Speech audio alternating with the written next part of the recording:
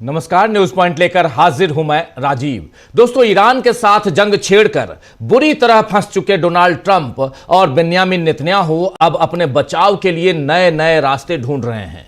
एक तरफ ट्रंप ने ट्रूथ सोशल पर लिखा कि ईरान में बड़ा दिन, जी हां, ईरान में बड़ा दिन, हमारी महान सेना ने कई लंबे समय से ढूंढे जा रहे ठिकानों को नष्ट कर दिया। हमारी सेना दुनिया में सबसे बेहतरीन और सबसे ताकतवर है। ईश्वर आप सब पर कृपा करें, ये लिखे डोनाल्ड ट्रंप। लेकिन डोनाल्ड ट्रंप ने अपने इस पोस्ट में यह नहीं बताया कि अमेरिकी सेना ने ईरान के किन किन ठिकानों पर हमले किए हैं। मतलब ये एक बेतुका दावा ही नजर आ रहा है। इससे पहले ट्रंप ने कहा है कि वो ईरान का तेल अपने कब्जे में लेना चाहते हैं और खर्ग द्वीप पर भी नियंत्रण कर सकते हैं, ये इन्होंने कहा। हालांकि ईरान ने भी चेतावनी दे दी है कि खर्ग पर निगाह डाली अगर, तो उसके नर्क जैसे परिणाम अमेरिका को भुगतने पड़ेंगे। ट्रंप एक तरफ जमीनी कार्रवाई की रणनीति बना रहे हैं और दूसरी तरफ ईरान के साथ चर्चा पर भी जोर दे रहे हैं। हालांकि ईरान के विदेश मंत्रालय के प्रवक्ता इस्माइल बगाई ने कहा है कि अमेरिका और इजराइल की ओर से तेहरान को भेजे गए प्रस्ताव ज्यादातर अवास्तविक, अनुचित और हद से ज्यादा थे। अमेरिका के साथ कोई सीधी बातचीत नहीं हुई है। अब तक बातचीत सिर्फ मध्यस्थों के जरिए ही हुई है। तो ईरान अमेरिका के साथ बातचीत में कोई दिलचस्पी नहीं रख रहा है और यही इस बात का सबसे बड़ा सबूत है कि ईरान अमेरिका को पूरी तरह हराने में लगा हुआ है। इधर इजराइल का हाल बेहाल हो रहा है और मजबूरन नेतन्याहू को रक्षा बजट बढ़ाना पड़ रहा है। आज सुबह इजरायली संसद क्नेसेट में बजट को लेकर वोटिंग हुई, जिसमें अब इजराइल अपना कुल बजट बढ़ाकर 271 अरब डॉलर करने जा रहा है। 271 अरब डॉलर, जिसका करीब 1/4 हिस्सा यानी 1/4 या कहें तो 25% नेतन्याहू सरकार डिफेंस पर खर्च करने यानी रक्षा पर खर्च करने, रक्षा बजट के लिए 25%, सीधे अपने बजट का 1/4। साल 2023 में बेंयामिन नेतन्याहू सरकार ने 27.5 अरब डॉलर का रक्षा बजट रखा था, जो इस बार बढ़ाकर 45 अरब डॉलर कर दिया गया है। लेकिन विपक्ष इसका विरोध कर रहा है। विपक्ष के नेता याइर लैपिड ने सोशल मीडिया प्लेटफॉर्म एक्स पर एक पोस्ट में लिखा है और मौजूदा सरकार पर निशाना साधा है कि ये चोरों का एक समूह है जिन्हें जनता से कोई लेना देना नहीं है। ये ईरान के साथ जंग की वजह से बॉम्ब शेल्टर में जी रहे नागरिकों को लूट रहे हैं, ये कह रहे हैं। यहां पर देखिए याइर लैपिड, विपक्ष के नेता इजराइल के। दूसरी तरफ इजरायली वित्त मंत्री ने कहा है कि हम राइट विंग सरकार के तहत ये बजट पास कर रहे हैं। इजराइल के वित्त मंत्री कह रहे हैं कि हम राइट विंग सरकार के तहत ये बजट पास कर रहे हैं। हमारी सरकार अपना कार्यकाल पूरा करेगी और सुरक्षा, अर्थव्यवस्था और न्यायिक तंत्र में सुधार के अपने लक्ष्यों को पूरा करेगी। तो ट्रंप और नेतन्याहू अपने ही देश में उठ रही विरोध की आवाजों को कैसे रोकेंगे, ये देखना होगा। एक तरफ ट्रंप, आप जान रहे हैं कि लगातार उनके देश में विरोध, और कल तो विरोध प्रदर्शन काफी हद से ज्यादा उनके खिलाफ देखने को मिला, जब अमेरिका में 90 लाख से ज्यादा लोग सड़कों पर नजर आए डोनाल्ड ट्रंप की नीतियों के खिलाफ। इधर अमेरिका के पूर्व सहयोगी भी अब उसके खिलाफ आवाज उठा रहे हैं। स्पेन ने, यूरोप चलते हैं, यूरोप में खासकर नेटो देश, स्पेन ने माफी चाहूंगा, स्पेन ने ईरान के खिलाफ चल रहे युद्ध में शामिल अमेरिकी विमानों के लिए अपना हवाई क्षेत्र बंद कर दिया है। स्पेन के रक्षा मंत्री मार्गरेटा रोब्लेस ने सोमवार को यानी आज कहा है कि स्पेन ने अमेरिकी सेना को साफ संदेश दे दिया था कि सैन्य ठिकानों का उपयोग मध्य पूर्व संघर्ष से संबंधित किसी भी कार्रवाई के लिए नहीं किया जा सकेगा। अब एयर स्पेस पर भी यही प्रतिबंध लागू कर दिया गया है। इससे पहले स्पेन ने रोता और मोरॉन सैन्य ठिकानों का इस्तेमाल ईरान संबंधी ऑपरेशनों के लिए मना कर दिया था। उन्होंने कहा था कि आप यहां पे नहीं कर सकते हैं इस्तेमाल। रक्षा मंत्री रोब्लेस ने कहा है कि यह फैसला शुरू से ही अमेरिकी सैन्य बलों को बता दिया गया था, इसीलिए न तो ठिकानों के इस्तेमाल की इजाजत है और न ही स्पेनिश एयर स्पेस यूज करना है। यह बात यहां पर साफ साफ कि न ही सबसे बड़ी चीज़ कि इसका इस्तेमाल आप हमारे अमेरिकी सैन्य बलों को बता दिया है कि न तो हमारे ठिकानों के इस्तेमाल की इजाज़त आपको है और न ही स्पेन के एयर स्पेस को आप यूज़ कर सकते हैं। उन्होंने ईरान युद्ध को अवैध और अन्यायपूर्ण करार दिया है, वहां के रक्षा मंत्री ने। आपको बता दें कि स्पेन ने पहले ही कह दिया है कि अमेरिका और इजरायल की यह कार्रवाई अंतर्राष्ट्रीय कानून और संयुक्त राष्ट्र चार्टर का उल्लंघन है। स्पेन की इस मजबूत स्थिति ने नाटो सहयोगी अमेरिका के साथ तनाव बढ़ा दिया है। इससे पहले अमेरिकी राष्ट्रपति डोनाल्ड ट्रंप ने स्पेन पर व्यापार प्रतिबंधों की धमकी दी थी, लेकिन स्पेन सरकार अपनी स्थिति पर अडिग है। स्पेन के प्रधानमंत्री सांचेज ने युद्ध को अनुचित और खतरनाक सैन्य हस्तक्षेप बताया है। उन्होंने कहा है कि स्पेन किसी भी रूप में इस संघर्ष में साझेदार नहीं बनेगा, नहीं होगा। उधर दूसरे विश्व युद्ध यानी सेकेंड वर्ल्ड वॉर के बाद अमेरिका के साथ अमेरिका के सबसे बड़े मित्र देश जर्मनी ने भी अमेरिका को आंखें दिखा दी हैं और जर्मनी में अमेरिका का विरोध शुरू हो गया है। बहुत इंपॉर्टेंट है, जर्मनी में अमेरिका का विरोध शुरू हो गया है। वहां की दक्षिण पंथी पार्टी ने देश में तैनात 40,000 अमेरिकी सैनिकों को भी बाहर निकालने की मांग की है। इसके साथ ही अमेरिकी और सहयोगी देशों के बेस, जो अमेरिकी बेस है उसके सहयोगी देशों के जो सैन्य अड्डे हैं और परमाणु हथियारों को भी देश से बाहर निकालने की बात कही गई है। ये मांग जो है जर्मनी में उठ रही है। अल्टरनेटिव फॉर जर्मनी यानी AFD जो वहां की पार्टी है, इस पार्टी ने मर्ज सरकार के से मांग की है, जो वहां के चांसलर हैं उनसे मांग की है मर्ज से कि देश की विदेश नीति अब वाशिंगटन से आज़ाद होनी चाहिए। देश की विदेश नीति वाशिंगटन के उसकी गिरफ्त में नहीं होनी चाहिए। पार्टी के नेता टीनो चुपाना, जी हां, AFD पार्टी के नेता हैं टीनो चुपाना, उन्होंने एक बैठक में कहा है कि जर्मनी को सहयोगी देशों के परमाणु ठिकानों और सैन्य अड्डों को भी खत्म कर देना चाहिए। इसकी शुरुआत 40,000 अमेरिकी सैनिकों को देश से बाहर निकालकर करना चाहिए। इससे पहले चांसलर मेर्ज ने ईरान युद्ध को लेकर अमेरिका पर हमला किया है। उन्होंने आरोप लगाया है कि इस युद्ध को खत्म करने के बजाय अमेरिका ने इसे बढ़ाने का काम किया है, जिससे वैश्विक तनाव बढ़ गया है। जर्मन चांसलर जर्मनी, दरअसल रिपोर्ट्स के मुताबिक जर्मनी में अमेरिका के रिपोर्ट्स के मुताबिक दोस्तों मैं बता रहा हूं कि जर्मनी में अमेरिका के 40,000 से ज्यादा सैनिक तैनात हैं। इसके अलावा करीब 12 से ज्यादा सैन्य अड्डे जर्मनी में मौजूद हैं। वर्तमान में जर्मनी के रामस्टाइन एयरबेस से ही ईरान पर हो रहे मिसाइल और ड्रोन हमलों का निर्णय लिया जा रहा है। इसकी वजह से जर्मनी को आशंका है कि इसको भी निशाना बनाया जा सकता है, इस पर भी ईरान जो है वो हमला कर सकता है। इसलिए जर्मनी कह रहा है कि इसको आप बंद कीजिए।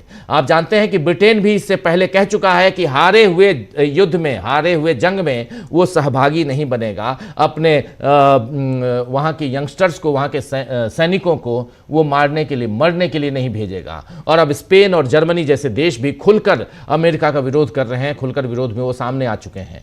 ट्रंप भले ही नाटो देशों को कायर कहें, कागजी शेर कहें, मजा चखा देंगे टाइप का वो बयान दे और धमकाएं, लेकिन जिस तरीके से ट्रंप इन देशों का अपमान कर रहे हैं उसके बाद कोई अमेरिका के साथ आगे नहीं आ रहा है, ये साफ दिखाई दे रहा है। इसका लंबा नुकसान अमेरिका को ही भुगतना पड़ेगा।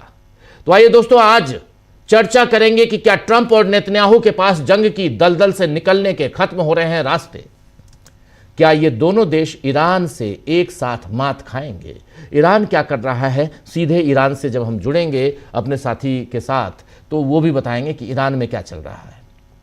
चर्चा की शुरुआत करते हैं। हमारे साथ कुछ वरिष्ठ साथी जुड़े हुए हैं, उनसे पहले आपका परिचय करवाऊंगा।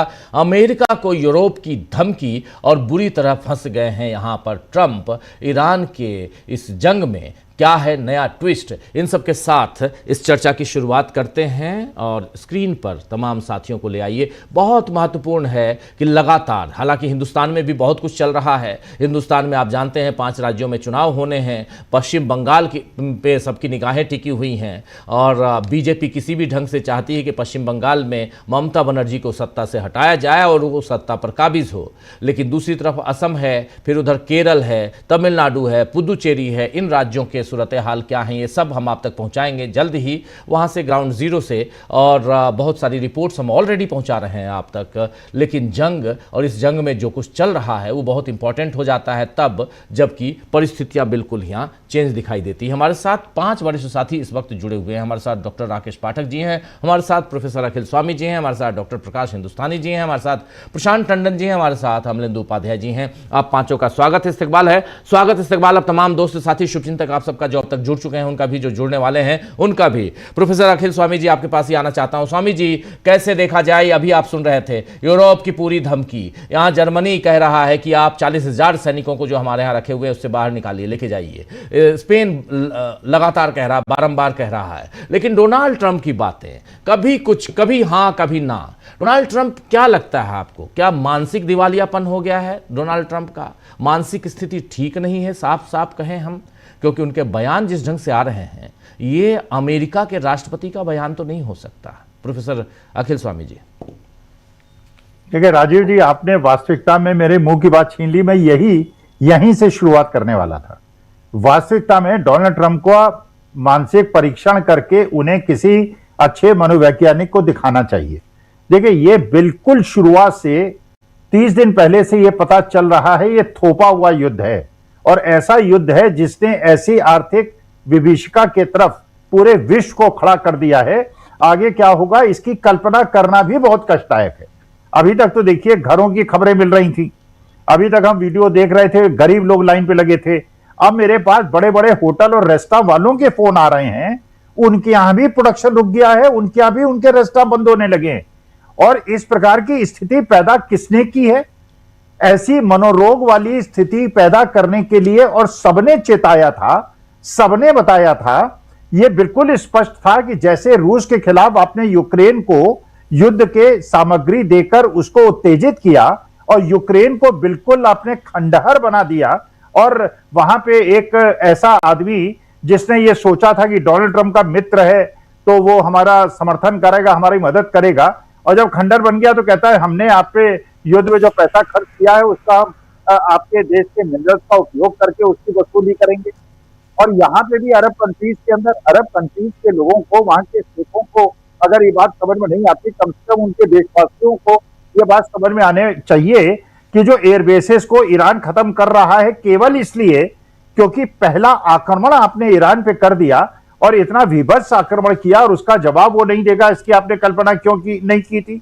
और उसके बाद आप तो अपने एयरबेसेस को रेस्टोर कर देंगे, उसके लिए पैसा अरब कंट्रीज से वसूल लेंगे, अरब कंट्रीज का जो श्रेय है वो आप ले लेंगे, और अब कह रहे हैं हम खर्क द्वीप पे कब्जा कर लेंगे, हम इतने हजार लोग भेज रहे हैं, उतने हजार लोग भेज रहे हैं, और उसके बाद कह रहे हैं मेरी मंशा ही उनके तेल कुओं पे कब्जा कर रहा है। अरे यही आपने वेनेजुएला पे कर दिया, वही आप ईरान पे करने वाले हैं, फिर आप जिन जिन देशों में तेल है उनके सबके अंदर ये करने वाले हैं। रूस ने चेतावनी दे दी है 1 अप्रैल से वो अपनी तेल की और गैस की सप्लाई रोक देगा। भाई उसको तो कोई परेशानी नहीं, उसकी इकोनॉमी को तो बर्बाद करने में अमेरिका ने कोई कसर नहीं छोड़ी। उसको आपने कह दिया भारत उससे तेल नहीं खरीदेगा, भारत ईरान से तेल नहीं खरीदेगा। माने जो डोनाल्ड ट्रंप का मित्र नहीं है उसकी इकोनॉमी को बर्बाद करने का अधिकार डोनाल्ड ट्रंप को मिल गया। अरे अमेरिका के अंदर विद्रोह इसीलिए हो रहा है क्योंकि अमेरिका की जनता ये सोच रही है कि ऐसे आदमी को हमने प्रेसिडेंट बनाया। देखिए हम तो तब भी ये सोच रहे थे, हम भारतवासी ये सोच रहे थे कि कमला हैरिस अगर आज अमेरिका की प्रेसिडेंट होती तो शायद ये परिस्थिति पैदा ना होती। लेकिन हमारे देश में एक पर्टिकुलर ब्रीड है, एक प्रजाति है, जिन्होंने हवन करा के पूजा पाठ करके पता नहीं भी भगवान ने सोच के उनकी बात क्यों सुन ली, ऐसे आदमी को उन्होंने प्रेसिडेंट बना दिया जिसने सबसे पहला दंड भारत को दिया, सबसे बड़ा टैरिफ लगाकर। आप राजीव जी ये बिल्कुल विश्वास मानिए, और आज के तारीख में आप देखते होंगे, दूसरे चैनल्स भी देखते होंगे, जितने हमारे देश के सेवानिवृत्त जनरल्स और लेफ्टिनेंट जनरल और मेजर जनरल ब्रिगेडियर्स हैं, सारे के सारे जो भारतीय जनता पार्टी का गुणगान करते थे, केवल एक व्यक्ति को छोड़कर जो एम्बेसडर रहा है और हर जगह जाकर अभी भी वो इजराइल और अमेरिका के साथ खड़ा हुआ है। वरना आज के तारीख में भारत का जितना भी वर्ग, जो वो बुद्धिजीवी वर्ग जो भारतीय जनता पार्टी के साथ भी खड़ा हो गया था, आज के तारीख में कह रहा है कि इजराइल ने और अमेरिका ने विश्व को ऐसे मुहाने पे ले जाके खड़ा कर दिया है। अगर इसको चेते नहीं और इसको 10-5 दिन के अंदर इस युद्ध को नहीं रोका गया और खर्क द्वीप पे अगर इन्होंने किसी प्रकार का अटैक करने का प्रयास किया, उसके जो परिणाम होंगे और अब ये बात भी बिल्कुल साफ आ गई है कि रूस ने भी जब ये चेतावनी दी 1 अप्रैल से हम सप्लाई रोक देंगे, इसका मतलब उसके साथ 4 साल में जो यूक्रेन की मदद करके किया गया है, लेकिन इसमें सारा विश्व तबाह होगा, इसकी कल्पना, और मैं तो 74 साल के हो गया, मुझे तो बहुत ज्यादा चिंता नहीं है, लेकिन अपनी जनरेशन की और उसके अगली जनरेशन की मुझे चिंता है। जो बच्चे जिन्होंने अभी दुनिया नहीं देखी है, इस प्रकार की स्थिति देख रहे हैं जहां पे अब ये पेट्रोल पंप के अंदर तेल, केरोसिन तेल दे रहे हैं। राजीव जी, पहले देखिए इन्होंने केरोसिन तेल देना बंद क्यों किया था? क्योंकि होता क्या था कि लोग केरोसिन को डीजल में मिला लेते थे। जो केरोसिन के होलसेलर्स हुआ करते थे, जिनकी आमदनी 20,000 रुपए महीना होनी चाहिए थी, 20-20 लाख रुपए महीने इसलिए कमाते थे कि केरोसिन की मिलावट डीजल के अंदर होती थी। अब इन्होंने कहा पेट्रोल पंप पे ही तुम्हें केरोसिन भी बांटने का अधिकार है, तुम्हें डीजल बांटने का अधिकार है, अब खूब मिलाओ, खूब करो, खूब ब्लैक मार्केटिंग करो, खूब लूटो देश की जनता। देश में तेल की, गैस की किसी की कोई कमी नहीं है, केवल भारतीय जनता पार्टी के मठाधीश और ये ब्लैक मार्केट है, सबका पेट भर रहे हैं और हम जैसे मध्यम वर्गीय लोगों के पेट पे लात मार रहे हैं। जी जी, बिल्कुल बिल्कुल। केरोसिन इसलिए भी दे रहे होंगे कि एलपीजी तो है नहीं, आप केरोसिन से खाना बनाइए, जो पहले स्टोव पे खाना बनाते थे। शायद ये भी सोच रखा हो उसमें कि एलपीजी की जगह चलो अब केरोसिन पे खाना बनाओ। उपले हैं, लकड़ियाँ अब तो हैं नहीं, पेड़ पौधे कट गए, तो अब केरोसिन से फिर से आ जाओ, स्टोव लेके आओ और उस पर खाना बनाओ। आपको याद होगा कि पुराने ज़माने में केरोसिन का इस्तेमाल खाना बनाने में भी होता था। डॉक्टर साहब, आपके पास आना चाहता हूं, कैसे आप देखते हैं इस अभी 31 दिन, 1 महीने से ज़्यादा वक्त गुजर गया, और 1 महीने के से ज़्यादा के वक्त में अगर सिर्फ और सिर्फ पूरे 30 दिन में डोनाल्ड ट्रंप के 30 बयानों को निकाल लीजिए तो साफ समझ में आएगा कि इस आदमी की मानसिक स्थिति ठीक नहीं है। ये साफ समझ में आता है। एक बात। दूसरी बात, और खुले तौर पे कह सकता हूँ, दूसरी बात यहाँ महत्वपूर्ण हो जाती है, जो अभी प्रोफेसर स्वामी कह रहे थे। स्वामी जी बहुत महत्वपूर्ण बात कह रहे थे कि लोगों ने यहाँ हवन करवा के, कीर्तन करवा के, ठीक है, अच्छी बात है, आपने अपने पसंद का नेता को अमेरिका में राष्ट्रपति बनवा दिया, लेकिन वो नेता जब राष्ट्रपति बना है तो सबसे पहले वो भस्मासुर, भारत के लिए ही भस्मासुर का रोल करने लगा। उसके बाद भी इनको समझ में नहीं आ रहा है। मुझे ये बात नहीं समझ में आई, स्वामी जी आप बताएंगे, लेकिन जरा डॉक्टर साहब से जरा पूछ लूँ, डॉक्टर राकेश पाठक जी से, कि आखिर भस्मासुर के बाद भी ये भस्मासुर क्यों पसंद आ रहा है हमारे ऐसे भक्तों को? ये नहीं समझ में आ रहा है। और उसके साथ साथ एक और भस्मासुर पैदा कर लिए उसके साथ, जो बगल वाला जो है बिन्यामिन बीबी। सुनील शुक्ला जी भी जुड़ गए हमारे साथ। सुनील जी, आपका स्वागत करता हूं इस कार्यक्रम में, और स्वागत इस्तकबाल आप तमाम दोस्त साथी शुभचिंतक जो हमारे साथ जुड़े हुए हैं आप सबका भी। देखिए, जंग है दोस्तों, और जंग किसी के लिए भी सही नहीं है, हंसी मजाक की चीज नहीं है। जंग बहुत दुखदाई, पीड़ादायी है, और ऐसी ऐसी तस्वीरें आ रही हैं जिनको आप देखेंगे तो आप दंग रह जाएंगे। ये जंग ना हो, कहीं ना हो। एक परिवार में भी अगर छोटी सी भी जंग हो ना, परिवार में भी अगर कहीं थोड़ा सा खींचतान हो जाए तो वो भी खतरनाक होता है। ये तो देश मल्टीपल लड़ाई चल रही है, इसलिए ये दुखद है। और जिन लोगों ने सेकेंड वर्ल्ड वार को झेला है, जिन लोगों ने फर्स्ट वर्ल्ड वार को झेला है, सेकेंड वर्ल्ड वार की कहानियां बहुत नज़दीक से मैंने देखी हैं, सिहर उठता हूं अगर उन चीज़ों को आप देखेंगे तो। आप में से बहुत सारे साथी देखे होंगे। इसीलिए एक बच्ची, उसकी डायरी, अभी भी उस पर बहुत सारी फिल्में बन चुकी हैं। रशिया के सेंट पीटर्सबर्ग में आप जाएंगे, वहाँ देखेंगे चारों तरफ कब्रगाह, उसमें ग्रेवयार्ड में लाशें बिछी हुई हैं। लास्ट में उस बच्ची की तस्वीर है, मूर्ति है, डायरी रखी हुई है, ओरिजिनल डायरी भी है, और लिख रही है, आज मेरी माँ मर गई, आज मेरे दादा मर गए, आज मेरे पिता चले गए, आज मेरा भाई चला गया। ऐसी तस्वीर, 7 साल की बच्ची।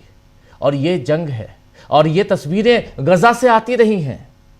हम तो ईरान की बात कर रहे हैं, गजा में ऐसी तस्वीरें हैं, बिलख रहे हैं लोग। लेकिन डोनाल्ड ट्रंप क्या पागल हो गया है या कुछ और है? मानसिक स्थिति खराब हो गई है। बोलने में मुझे कोई शर्म नहीं आती, मैं कोई पत्रकारिता का यहाँ दुरुपयोग नहीं कर रहा हूँ, मैं ये मानता हूँ। हो सकता है ऐसे शब्दों का इस्तेमाल करने से लोग कहें कि नहीं, आप सही पत्रकारिता नहीं कर रहे हैं, लेकिन आज के दौर में और क्या किया जाए, वो सही राष्ट्रपति का पद जिनके पास दिया गया है उसका निर्वहन कर रहे हैं। ये भी तो पूछा जाना चाहिए डॉक्टर राकेश पाठक जी। आपने जंग की बात कही है, साहिर साहब का लिखा हुआ है ना, जंग तो खुद ही एक मसला है, जंग क्या मसलों का हल देगी, आग और खून आज बख्शेगी, भूख और एहतिजाज कल देगी। इसलिए शरीफ इंसान हो, जंग टलती रहे तो बेहतर है। आप और हम सभी के आंगन में शम्म जलती रहे तो बेहतर है। बहुत खूब। लेकिन शायर के लिखे को सब भूल चुके हैं जी, अभी 4 दिन पहले मैंने इस्तेमाल किया आपने शुरुआती में 4 दिन पहले डॉक्टर साहब, लेकिन बहुत अच्छा कि आपने याद दिला दिया फिर से। 4 दिन पहले इसी चीज में शाहिर साहब के इसी शेर को बिल्कुल कालजयी लिखा है उन्होंने। हमेशा के लिए दर्ज रहेगा इतिहास में कि जंग सचमुच में खुद ही एक मसला है जी। वो मसलों का हल नहीं देती। लेकिन डोनाल्ड ट्रंप जैसे सिरफिरे हर सदी में कोई ना कोई एक इंसानियत के माथे पर नासूर बनकर उपस्थित हो ही जाते हैं। आपने जिन शब्दों का इस्तेमाल किया डोनाल्ड ट्रंप के लिए, निसंकोच वे उसी के पात्र हैं। अब इसे कहने में जरा भी गुरेज नहीं होना चाहिए कि वे सचमुच में पगला गए हैं। आपने अपने शुरुआती वक्तव्य में डोनाल्ड ट्रंप के उस दावे का जिक्र किया कि हमने ईरान के इतने इतने स्ट्रेटेजिक ठिकानों पर हमला कर दिया है, पूरी तरह तबाह कर दिया है, ईरान की जल थल नभ तीनों सेनाएं खत्म हो चुकी हैं, उस वहां के कमांडर्स मारे जा चुके हैं, वगैरह वगैरह। आपने सेकंड वर्ल्ड वॉर का भी कई बार जिक्र किया। मैं थोड़ा सा आपको इस डोनाल्ड ट्रंप के इन बयानों को मनोवैज्ञानिक युद्ध की कसौटी पर कसकर देखना चाहता हूं। मैं आपको चंद उदाहरण देना चाहता हूं द्वितीय विश्व युद्ध के। द्वितीय विश्व युद्ध में भी दोनों तरफ से इस तरह के मनोवैज्ञानिक युद्ध के औजार अपनाए गए थे और किस किस तरह की चीजें, किस तरह की हरकतें उस जंग में हुई थी, महायुद्ध में। उसमें एक चला था ऑपरेशन कॉर्नफ्लेक्स। इसमें अमेरिका और ब्रिटेन की सेनाओं ने जो जर्मन ट्रेनें होती थी जो बमबारी में नष्ट हो गई या गुजर रही हैं वहां से या कहीं ठहरी हुई हैं, वहां नकली डाक टिकट गिरवाते थे, नकली चिट्ठियां गिरवाते थे। मजेदार बात यह है कि इन डाक टिकटों में हिटलर के सबसे करीबी सहयोगी हेनरिक हिमलर के फोटो वाले डाक टिकट भी हुआ करते थे। यानी ऐसा लगता था कि हिटलर से आगे आकर खुद फ्यूरर बनना चाहता है। यह शक और शुबहा, यह संदेह हिटलर के दिमाग में डाल दिया जाए।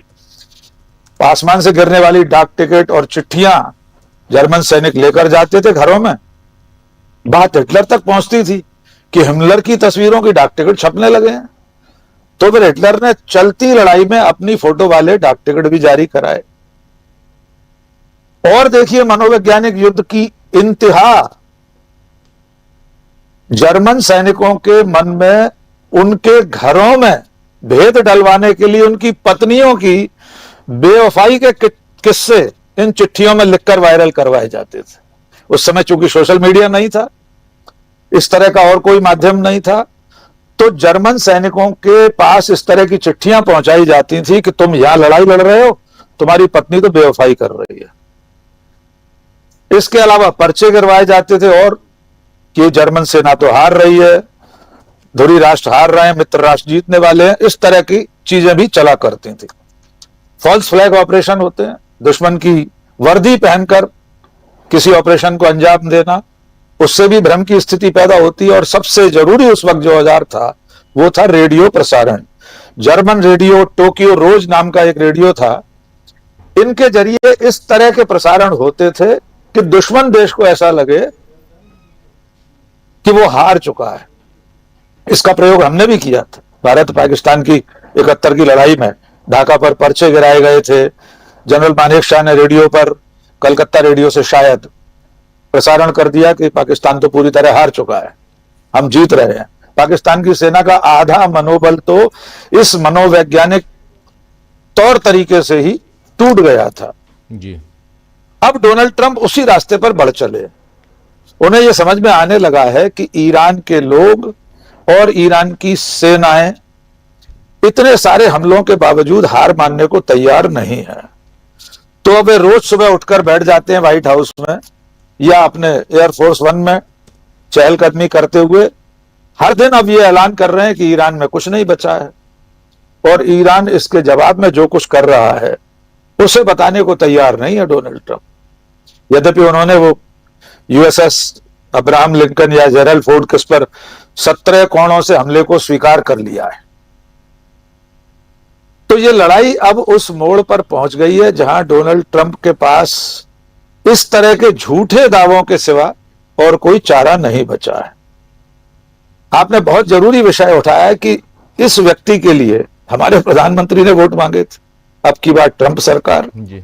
हमारे यहां हवन यज्ञ हुए थे, पूजा आरती हुई थी और अब भी हुई है। लड़ाई शुरू होने के 5वें 6वें दिन अयोध्या में मर्यादा पुरुषोत्तम भगवान श्री राम की नगरी में बेंजामिन नेतन्याहू की जीत के लिए हवन हुआ है। डॉक्टर साहब, ये भगवा ब्रिगेड के लोग डोनाल्ड ट्रंप और बेंजामिन नेतन्याहू को जीतते हुए देखना चाहते हैं और उनके लिए पूजा अर्चना कर रहे हैं।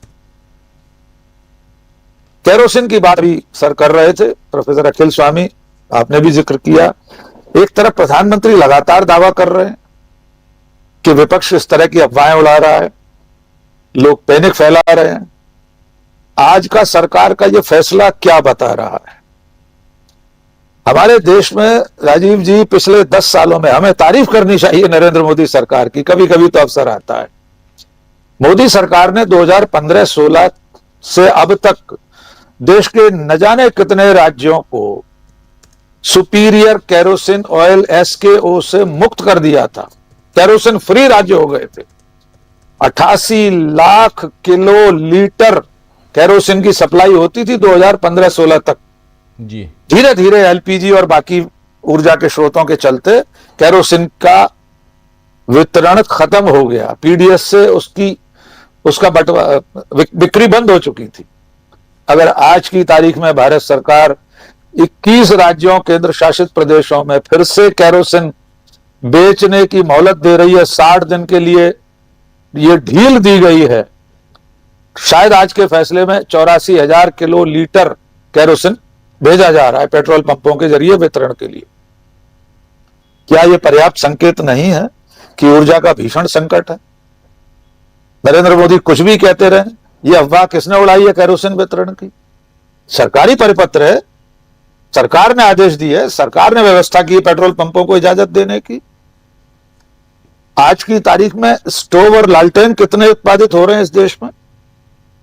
कितने घरों में, गांव बस्तियों में भी कितने प्रतिशत स्टोव होंगे? कल से इसका ही अभाव शुरू हो जाएगा, इसको लेकर पैनिक फैल जाएगा।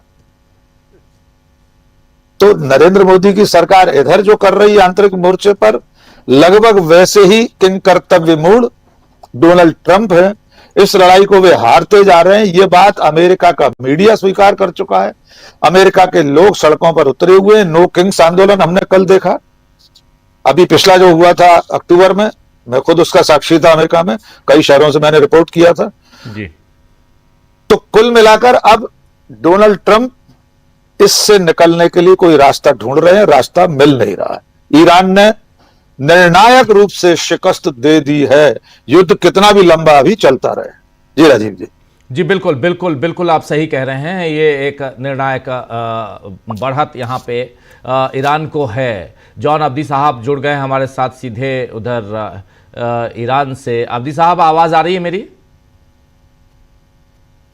अब्दी साहब को दोबारा जोड़ने की कोशिश करते हैं। प्रशांत टंडन जी, आपके पास आना चाहता हूं। प्रशांत जी, इस जंग की बात हम लोग कर रहे हैं और जंग में अमेरिका लगातार धमका रहा है। कभी कुछ और कह रहा है, कभी कहता है हम अपने ट्रूप्स भेज दिए हैं। और उधर जब ईरान का तेहरान टाइम्स आपने कल देख लिया, जिसने लिखा वेलकम टू हेल और अमेरिकी सैनिकों के लिए, तो इसके बाद और फिर उधर इजराइल को हम लोग देख ही रहे हैं। इजराइल को अपना डिफेंस बजट 1/4 पूरे बजट में से लेके आना पड़ा। बहुत कुछ हम लोग देख रहे हैं। अब्दी साहब, आवाज आ रही है? मेरी आवाज आ रही है? जी जी जी, बिल्कुल जी, आपकी आवाज आ रही है? जी आ रही है आपकी आवाज़। ज़रा आपके पास ही पहले चलते हैं, फिर प्रशांत जी और हमारे तमाम साथी हैं। महीने भर से ज़्यादा हो गया और कहाँ है ये जंग अभी आज की तारीख में? सीधे सवाल आपसे करूं, ये जंग कहाँ है? डोनाल्ड ट्रंप साहब के दावे प्रतिदावे सब कुछ हम लोग देख रहे हैं, बहुत बड़े बड़े दावे उनके, लेकिन इसमें ईरान कहाँ है, अमेरिका कहाँ है, इजराइल कहाँ है और ये जंग कहाँ है? अब्दी साहब जी, बिस्मिल्लाहिर्रहमानिर्रहीम। सबसे पहले तो हम ये चैनल के जो व्यूवर्स हैं उनको, हमारे जो बुजुर्ग यहाँ पर एक्सपर्ट्स आए हुए हैं उनको सबको आदाब और सलाम अर्ज करते हैं। और बहुत ही आपने जो है वो अहम सवाल पूछ लिया है कि कहाँ पर ईरान है। ईरान देखिए रोज़ाना ही ये ऐलान कर रहा है कि हम जब तक इनको झुका नहीं देंगे और जब तक ये माफ़ी नहीं मांग लेंगे और जब तक हमारी जो मांगे वो पूरी नहीं होंगी, हम इनको आप पीछा छोड़ने वाले नहीं हैं। अभी अमेरिकन एक्सपर्ट्स भी, इजरायली एक्सपर्ट्स भी, दुनिया भर के जो एक्सपर्ट्स हैं जंग के स्पेशली, वो लोग ये कहते हुए नजर आ रहे हैं कि अपर हैंड ईरान का है और ट्रंप बुरी तरीके से फंस चुका है और इसराइल भी यहाँ पर फंसता हुआ नजर आ रहा है। और अब ये लोग किसी ना किसी तरीके से बाहर जाने का रास्ता तलाश कर रहे हैं। इंटरेस्टिंग बात ये है कि जब ये जंग शुरू हुई थी रंजन जी, तो उस वक्त ये था कि रेजिम चेंज करेंगे। आयतुल्ला इमाम शहीद खामनाई को इन्होंने हटा दिया बीच से, सोचा था कि 2-3 दिन के अंदर जंग चेंज हो जाएगी। अभी आप ये देखिए कि नैरेटिव चेंज होता हुआ नजर आ रहा है। अभी इन्होंने कहा था रेजिम चेंज करेंगे, हम ईरान पर कब्जा कर लेंगे। अब वो नैरेटिव आके शिफ्ट हो गया है स्टेट ऑफ हुर्मुज की तरफ। अब वो कह रहे हैं कि नहीं, हम हुर्मुज को आज़ाद करेंगे, वहाँ के लिए हम मरीज भेज रहे हैं और सब लोग आएंगे और आने के बाद उसको हम, उसके बाद इन्होंने जो है वो उसके आगे बढ़ गए। ये इन्होंने कहा कि नहीं, साथ साथ हमको अपने सिपाहियों को भी बचाना है, जो हमारे ट्रूप्स और सोल्जर्स मिडिल ईस्ट में है, 40,000 के नज़दीक जो इनके सोल्जर्स वहाँ पर मौजूद हैं, इनको भी बचाना है। बहुत इंटरेस्टिंग बात ये है कि ये 40,000 जो आपके सोल्जर्स पहले से फंसे हुए थे, तो क्या आप जो हैं वो क्या कहते हैं, ये नाकारा थे यहाँ पे जो आप फिर से 10,000 लोगों को फंसा रहे हैं। इंपॉर्टेंट बात ये देखिए, अब है कि हमको स्टेट ऑफ हुर्मुज को खुलवाना है। भैया स्टेट ऑफ हुर्मुज तो पहले से खुला हुआ था, अभी खुलवाने की क्या जरूरत पड़ रही है? ये तुम्हारा कौन सा नैरेटिव है? जंग का जो मोटिव है वो स्टेट ऑफ हुर्मुज को खुलवाना है, वो पहले से खुला हुआ था। सिपाहियों को बचाना है, सिपाही तो पहले तुम्हारे सिपाही तो पहले से सेफ थे, हमला करके सिपाही को तुम कैसे बचा रहे हो अपने? साथ ही जो है वो ये कह रहे हैं कि ईरान को बातचीत के लिए राजी करना है। अभी आप देखिए ना क्या क्या बातें आ रही हैं, ईरान को बातचीत के लिए राजी करना है। ईरान तो पहले ही से बातचीत कर रहा था, आपने उसके ऊपर हमला किया। उसके बाद ये कह रहे हैं को ईरान के मिसाइल्स को रोकना है और उससे अपने आप को बचाना है। अभी देखिए जो न्यूज आ रही है, अब ईरान ने तो पहले हमला ही नहीं किया था, ईरान तो अब हमला कर रहा है। यानी 3 घंटे, 5 घंटे, 48 घंटे और फिर 10 दिन और फला, ये सारी चीजें इस बात की तरफ इशारा कर रही है कि ईरान जो है वो मुकम्मल तौर पर इनके ऊपर हावी हो चुका है, मुसल्लत हो चुका है। और साथ ही साथ जो है वो अमेरिका बुरी तरीके से फंस गया है और उसको भागने का रास्ता नहीं मिल रहा है। दूसरी इंटरेस्टिंग बात यह है कि अमेरिका में भी और इजराइल में भी अब लोग नो किंग का, यानी अमेरिका में नो किंग का नारा लगाते हुए लाखों की तादाद में मुख्तलिफ बड़े शहरों में जमा हो रहे हैं। और जो काम आप करवाना चाह रहे थे ईरान में, कि ईरान में पब्लिक सड़क पर आ जाए, एक विद्रोह हो जाए और उसके बाद वो रेजिम को चेंज कर दें और उसके बाद एक नई रेजिम आ जाए, अब आपकी जो है वो हुकूमत के लाले पड़ गए हैं। अब आपको अपनी हुकूमत बचाने के लिए सोचना पड़ रहा है कि पब्लिक हमारे खिलाफ आ रही है, लाखों की तादाद में लोग जमा हो रहे हैं, इस चैलेंज से कैसे मुकाबला किया जाए। इजराइल में बंकरों में सुबह शाम लोग छुपे हुए हैं, हालांकि उनकी तरफ से सेंसरशिप बहुत ज़्यादा है, वीडियोस नहीं आ रहे हैं और हमारे बुजुर्गों ने भी यकीनन इस बात का तस्करा किया होगा जो यहाँ पर मौजूद हैं। अब वहाँ पर भी जो है वो लोग सड़कों के ऊपर आ गए, हम कब तक बंकरों में रहेंगे भाई? तुम तो कह रहे थे कि हम बहुत सेफ हैं, 2-3 दिन के अंदर बात सेट हो जाएगी। तो ये सारी बातें इस वक्त क्लियर होती जा रही हैं। दूसरी तरफ से आप खाड़ी में देख लें, खाड़ी में जो है वो ओमान तो पहले से इनके साथ नहीं था। कतर अब जो है उसने ऐलान कर दिया है, ऑफिशियली तौर पर ऐलान किया कि भाई हमको इस एरिया में रहना है, इस रीजन में रहना है, लिहाजा, और ईरान भी हमेशा से इस रीजन में है, हज़ारों साल से इस रीजन में है, हम सबको मिलजुल कर रहना है, ये इस बात की तरफ इशारा है। साथ ही उन्होंने एक बहुत ही इंपॉर्टेंट बात ये कही कि अब हमको जो हमारा सिक्योरिटी स्ट्रक्चर है उसको चेंज करने की ज़रूरत है। यानी हमारे सिक्योरिटी और हमारे तहफ़्फ़ुज़ के नाम के ऊपर जो बेसेस लगाए थे इस रीजन में अमेरिका, वो हमारे किसी काम के नहीं है, वो ध्वस्त हो गए हैं। अब अमेरिका जो एक ढोलक होता है ना, जो अंदर से जो ऐसे बहुत शोर मचाता है लेकिन जब फटता है तो अंदर से बिल्कुल खाली होता है, अमेरिका उस तरीके से नजर आ रहा है।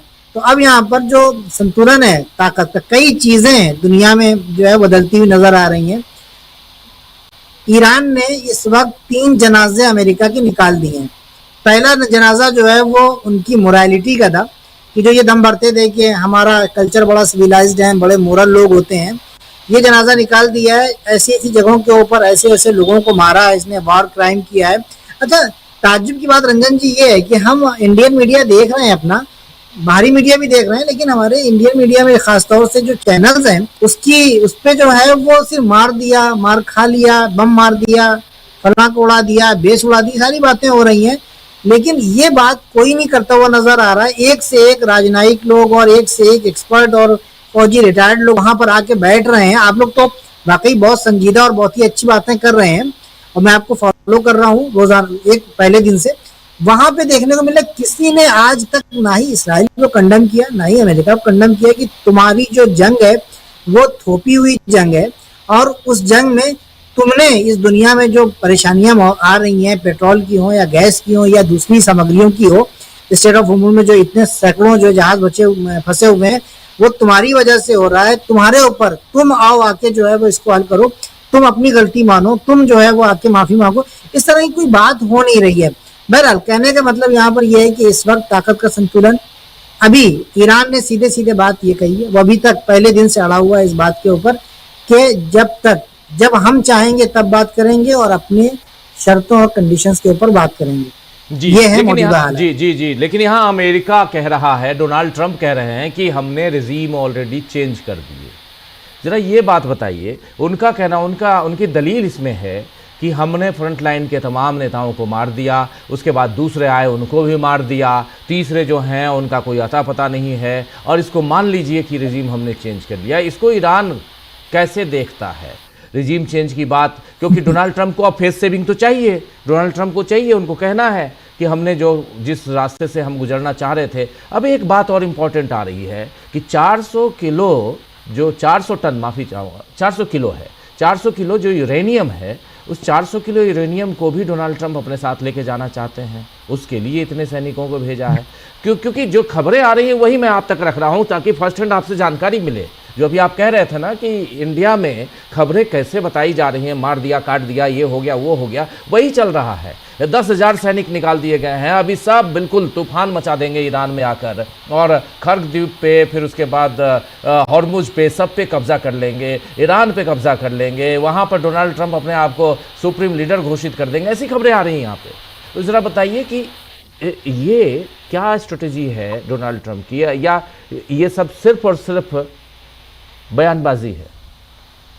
जी, मैं यहाँ पर पहली बात तो बड़ी मोटी सी बात है, मगर मैं क्या करूँ, मैं मजबूर हूँ करने के ऊपर कि मुझे समझ में नहीं आता है ये कौन सा नशा फूकते हैं साहब जी। कि ये सुबह उठते हैं तो नशे का नशा भी नहीं उतरता है और उसमें ये कोई ना कोई बयान दे देते हैं। आपने दो बातें की हैं। पहली बात ये कि ट्रम्प के बकौल जो है वो ईरान में रेजिम चेंज हो गई है। जब रेजिम चेंज होती है तो उसकी अलामत ये होती है कि मुल्क अफरा तफरी का शिकार हो जाता है, उसका सिस्टम कोलैप्स हो जाता है। ईरान जिस तरीके से पहले दिन से जो है वो रेजिस्टेंस कर रहा है और पहले दिन से वो रिटेलिएट कर रहा है, आपको अभी तक क्या उसमें कोई कमी नजर आई? पूरी दुनिया से अगर पूछा जाए तो कोई कमी नजर नहीं आई है। जिस दिन से सुप्रीम लीडर शहीद अयतुल्ला खामनई की खबर आई है उसके बाद से बल्कि और तेज हो गया है, एक बात। दूसरी बात ये कि जो लीडरशिप थी, टॉप लीडरशिप थी, वो चेंज हो गई, उनको इन्होंने मार दिया। उसके बाद विद इन आवर्स जो है वो लीडरशिप जो है वो रिप्लेस हो गई और लोग आके अपना काम करने लगे। ईरान की बड़ी खूबी ये है कि यहाँ का हर आदमी खामनाई है, यहाँ का हर आदमी लारीजानी है, यहाँ का हर आदमी कासिम सुलेमानी है। शहीद लारीजानी, अब मैं आपको बताऊं कि 1980s में जिस वक्त इनका जो इस्लामी जमहूरी ईरान इस्लामिक रिपब्लिक की पार्टी थी, उसका जो ऑफिस था, उसमें 72 लोगों को, यानी 72 लोग जो क्रीम लोग थे उनको शहीद किया गया, उड़ा दिया, बमबार्मेंट किया, वहां पर एक ब्लास्ट हुआ और 72 लोग उसमें शहीद हो गए।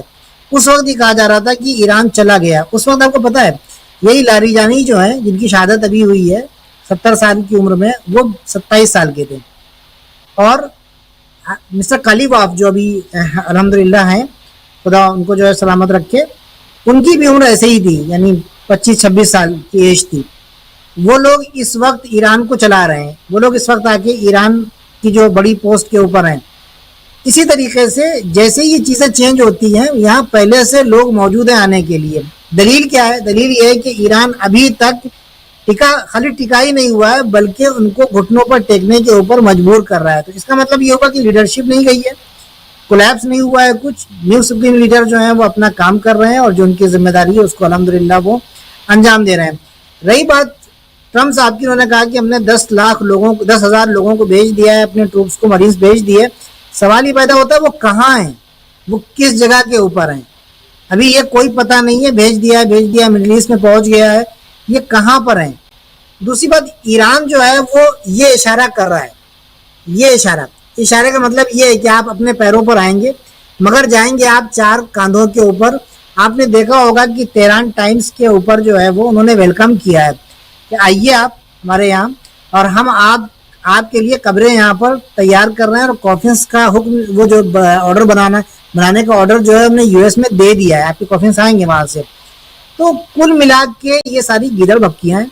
अभी तक आप देखिए ना, सुनते आ रहे हैं लोग 2 महीने से कि जो है वो इब्राहिम लिंकन आ गया, और क्या कहते हैं दूसरा वाला जो उनका क्या कहते हैं आर्मेडा था जो भाग गया यहाँ से। हाँ, उसके बाद जो है फोर्ड जी, आर4 जो है वो भाग गया यहाँ से। ये बताइए कुछ कर पाया? नहीं कर पाया।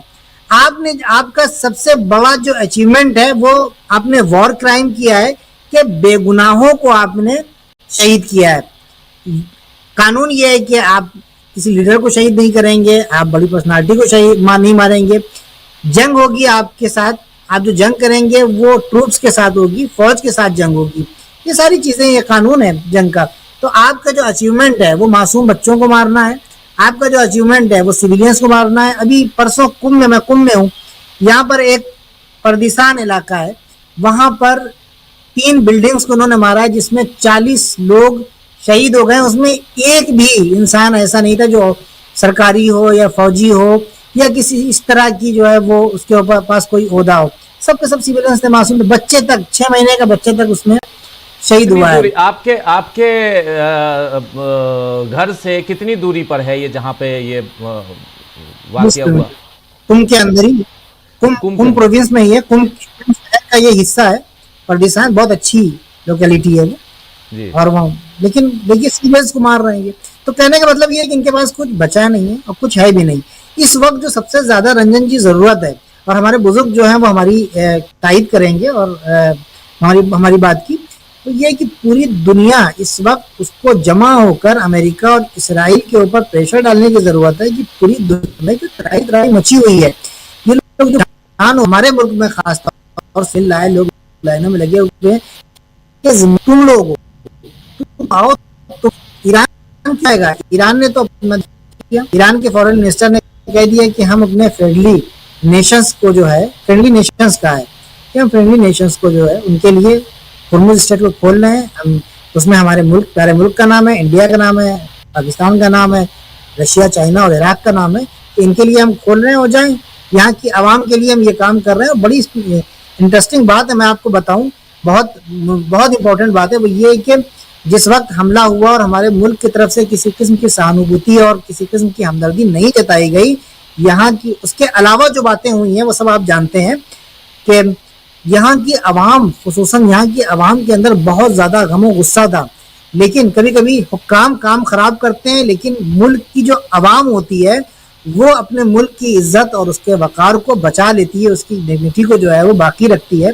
हमारे मुल्क की आवाम ने ये काम किया कि ईरान, चाहे वो मुसलमान हो, चाहे वो हिंदू हो, चाहे वो सिख हो, चाहे वो दूसरे मजहब के लोग हों, उन्होंने आने के बाद ईरान के साथ, ईरान की आवाम के साथ अपनी हमदर्दी, अपनी जो है वो सहानुभूति का इजहार किया, उनके लिए मदद भेजी। मदद नहीं मांगी थी लेकिन उन्होंने भेजी, जिसका इनके ऊपर इतना ज्यादा असर हुआ कि इन्होंने आने के बाद तंगे हुर्मुज़ जो है खोला भी उनके लिए, साथ ही कहा भी हम हिंदुस्तान की आवाम का शुक्रिया अदा करते हैं।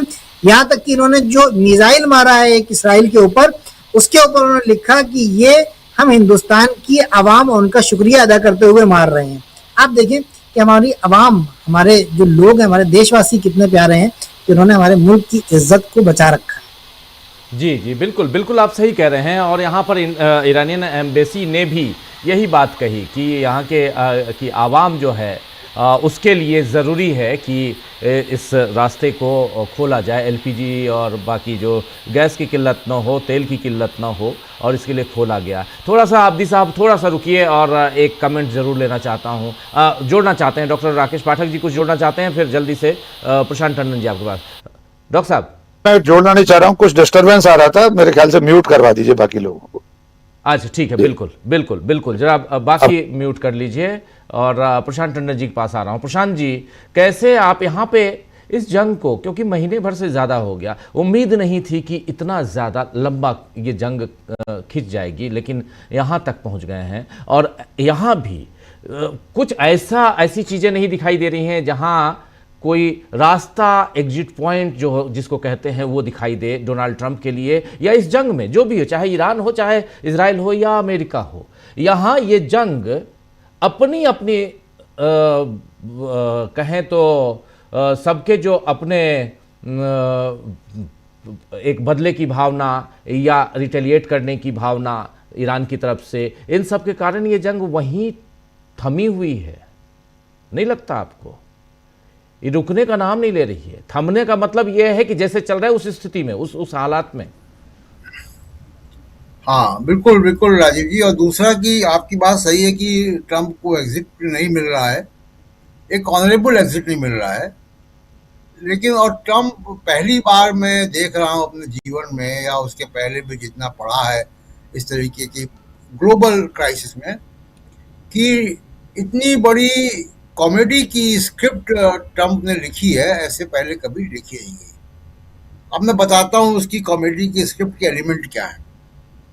लेकिन एक बात जरा मैं साफ कर दूं, कई बार ये बातें यहाँ आती हैं और भी जगह पे सुनता हूँ कि भारत ने अफसोस नहीं जाहिर किया, भारत खमनेई साहब के मारे जाने पर, अयतुल्ला खमनेई के मारे जाने पर, या भारत ईरान के साथ नहीं खड़ा।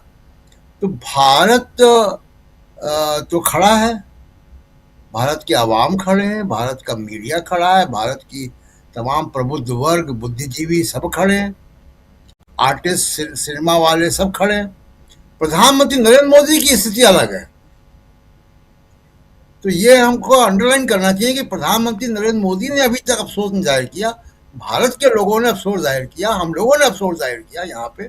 तो एक तो ये फर्क जरा कर देना चाहता था कि ये भारत हम ना इस्तेमाल करें, सरकार इस्तेमाल करे तो बेहतर होगा। दूसरी चीज, मैं जो कॉमेडी की स्क्रिप्ट है जरा उस पर आते हैं। 26 तारीख को, अब देखिए इस युद्ध में क्या हासिल हुआ, क्या मिला। 26 तारीख को ओमान के मीडिएशन से, ओमान के विदेश मंत्री के मीडिएशन से एक मोटा मोटा समझौता हो गया जी, जिसमें कि 60% एनरिच यूरेनियम के हैंडओवर की भी बात थी। ये बात पब्लिक डोमेन में आ चुकी है। उस वक्त ईरान जब नेगोशिएशंस में गया था, अमेरिकन रिप्रेजेंटेटिव भी थे वहां पे, ट्रम्प साहब के दामाद भी थे कुशनर, और उनके रिप्रेजेंटेटिव भी थे। लेकिन तब ईरान इस दबाव में गया था डील में कि युद्ध को टालने के लिए 28 तारीख को उन्होंने ये 26 तारीख का जो समझौता था उसको किनारे करके उन्होंने अयतुल्ला खमनेई की हत्या कर दी और युद्ध कर दिया।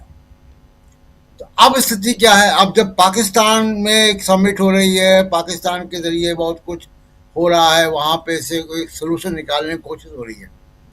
तो जरा हम ये देखें कि 26 तारीख को स्थिति क्या थी। 26 तारीख को जो हरमुज का स्ट्रेट था, हरमुज जल संधि खोली हुई थी, उसमें ईरान ने सॉवरेन राइट नहीं अपना लगाया था। वहां की पार्लियामेंट जो है उस पर टैक्स वसूलने की बात नहीं कर रही थी, इस एजेंडा में नहीं था।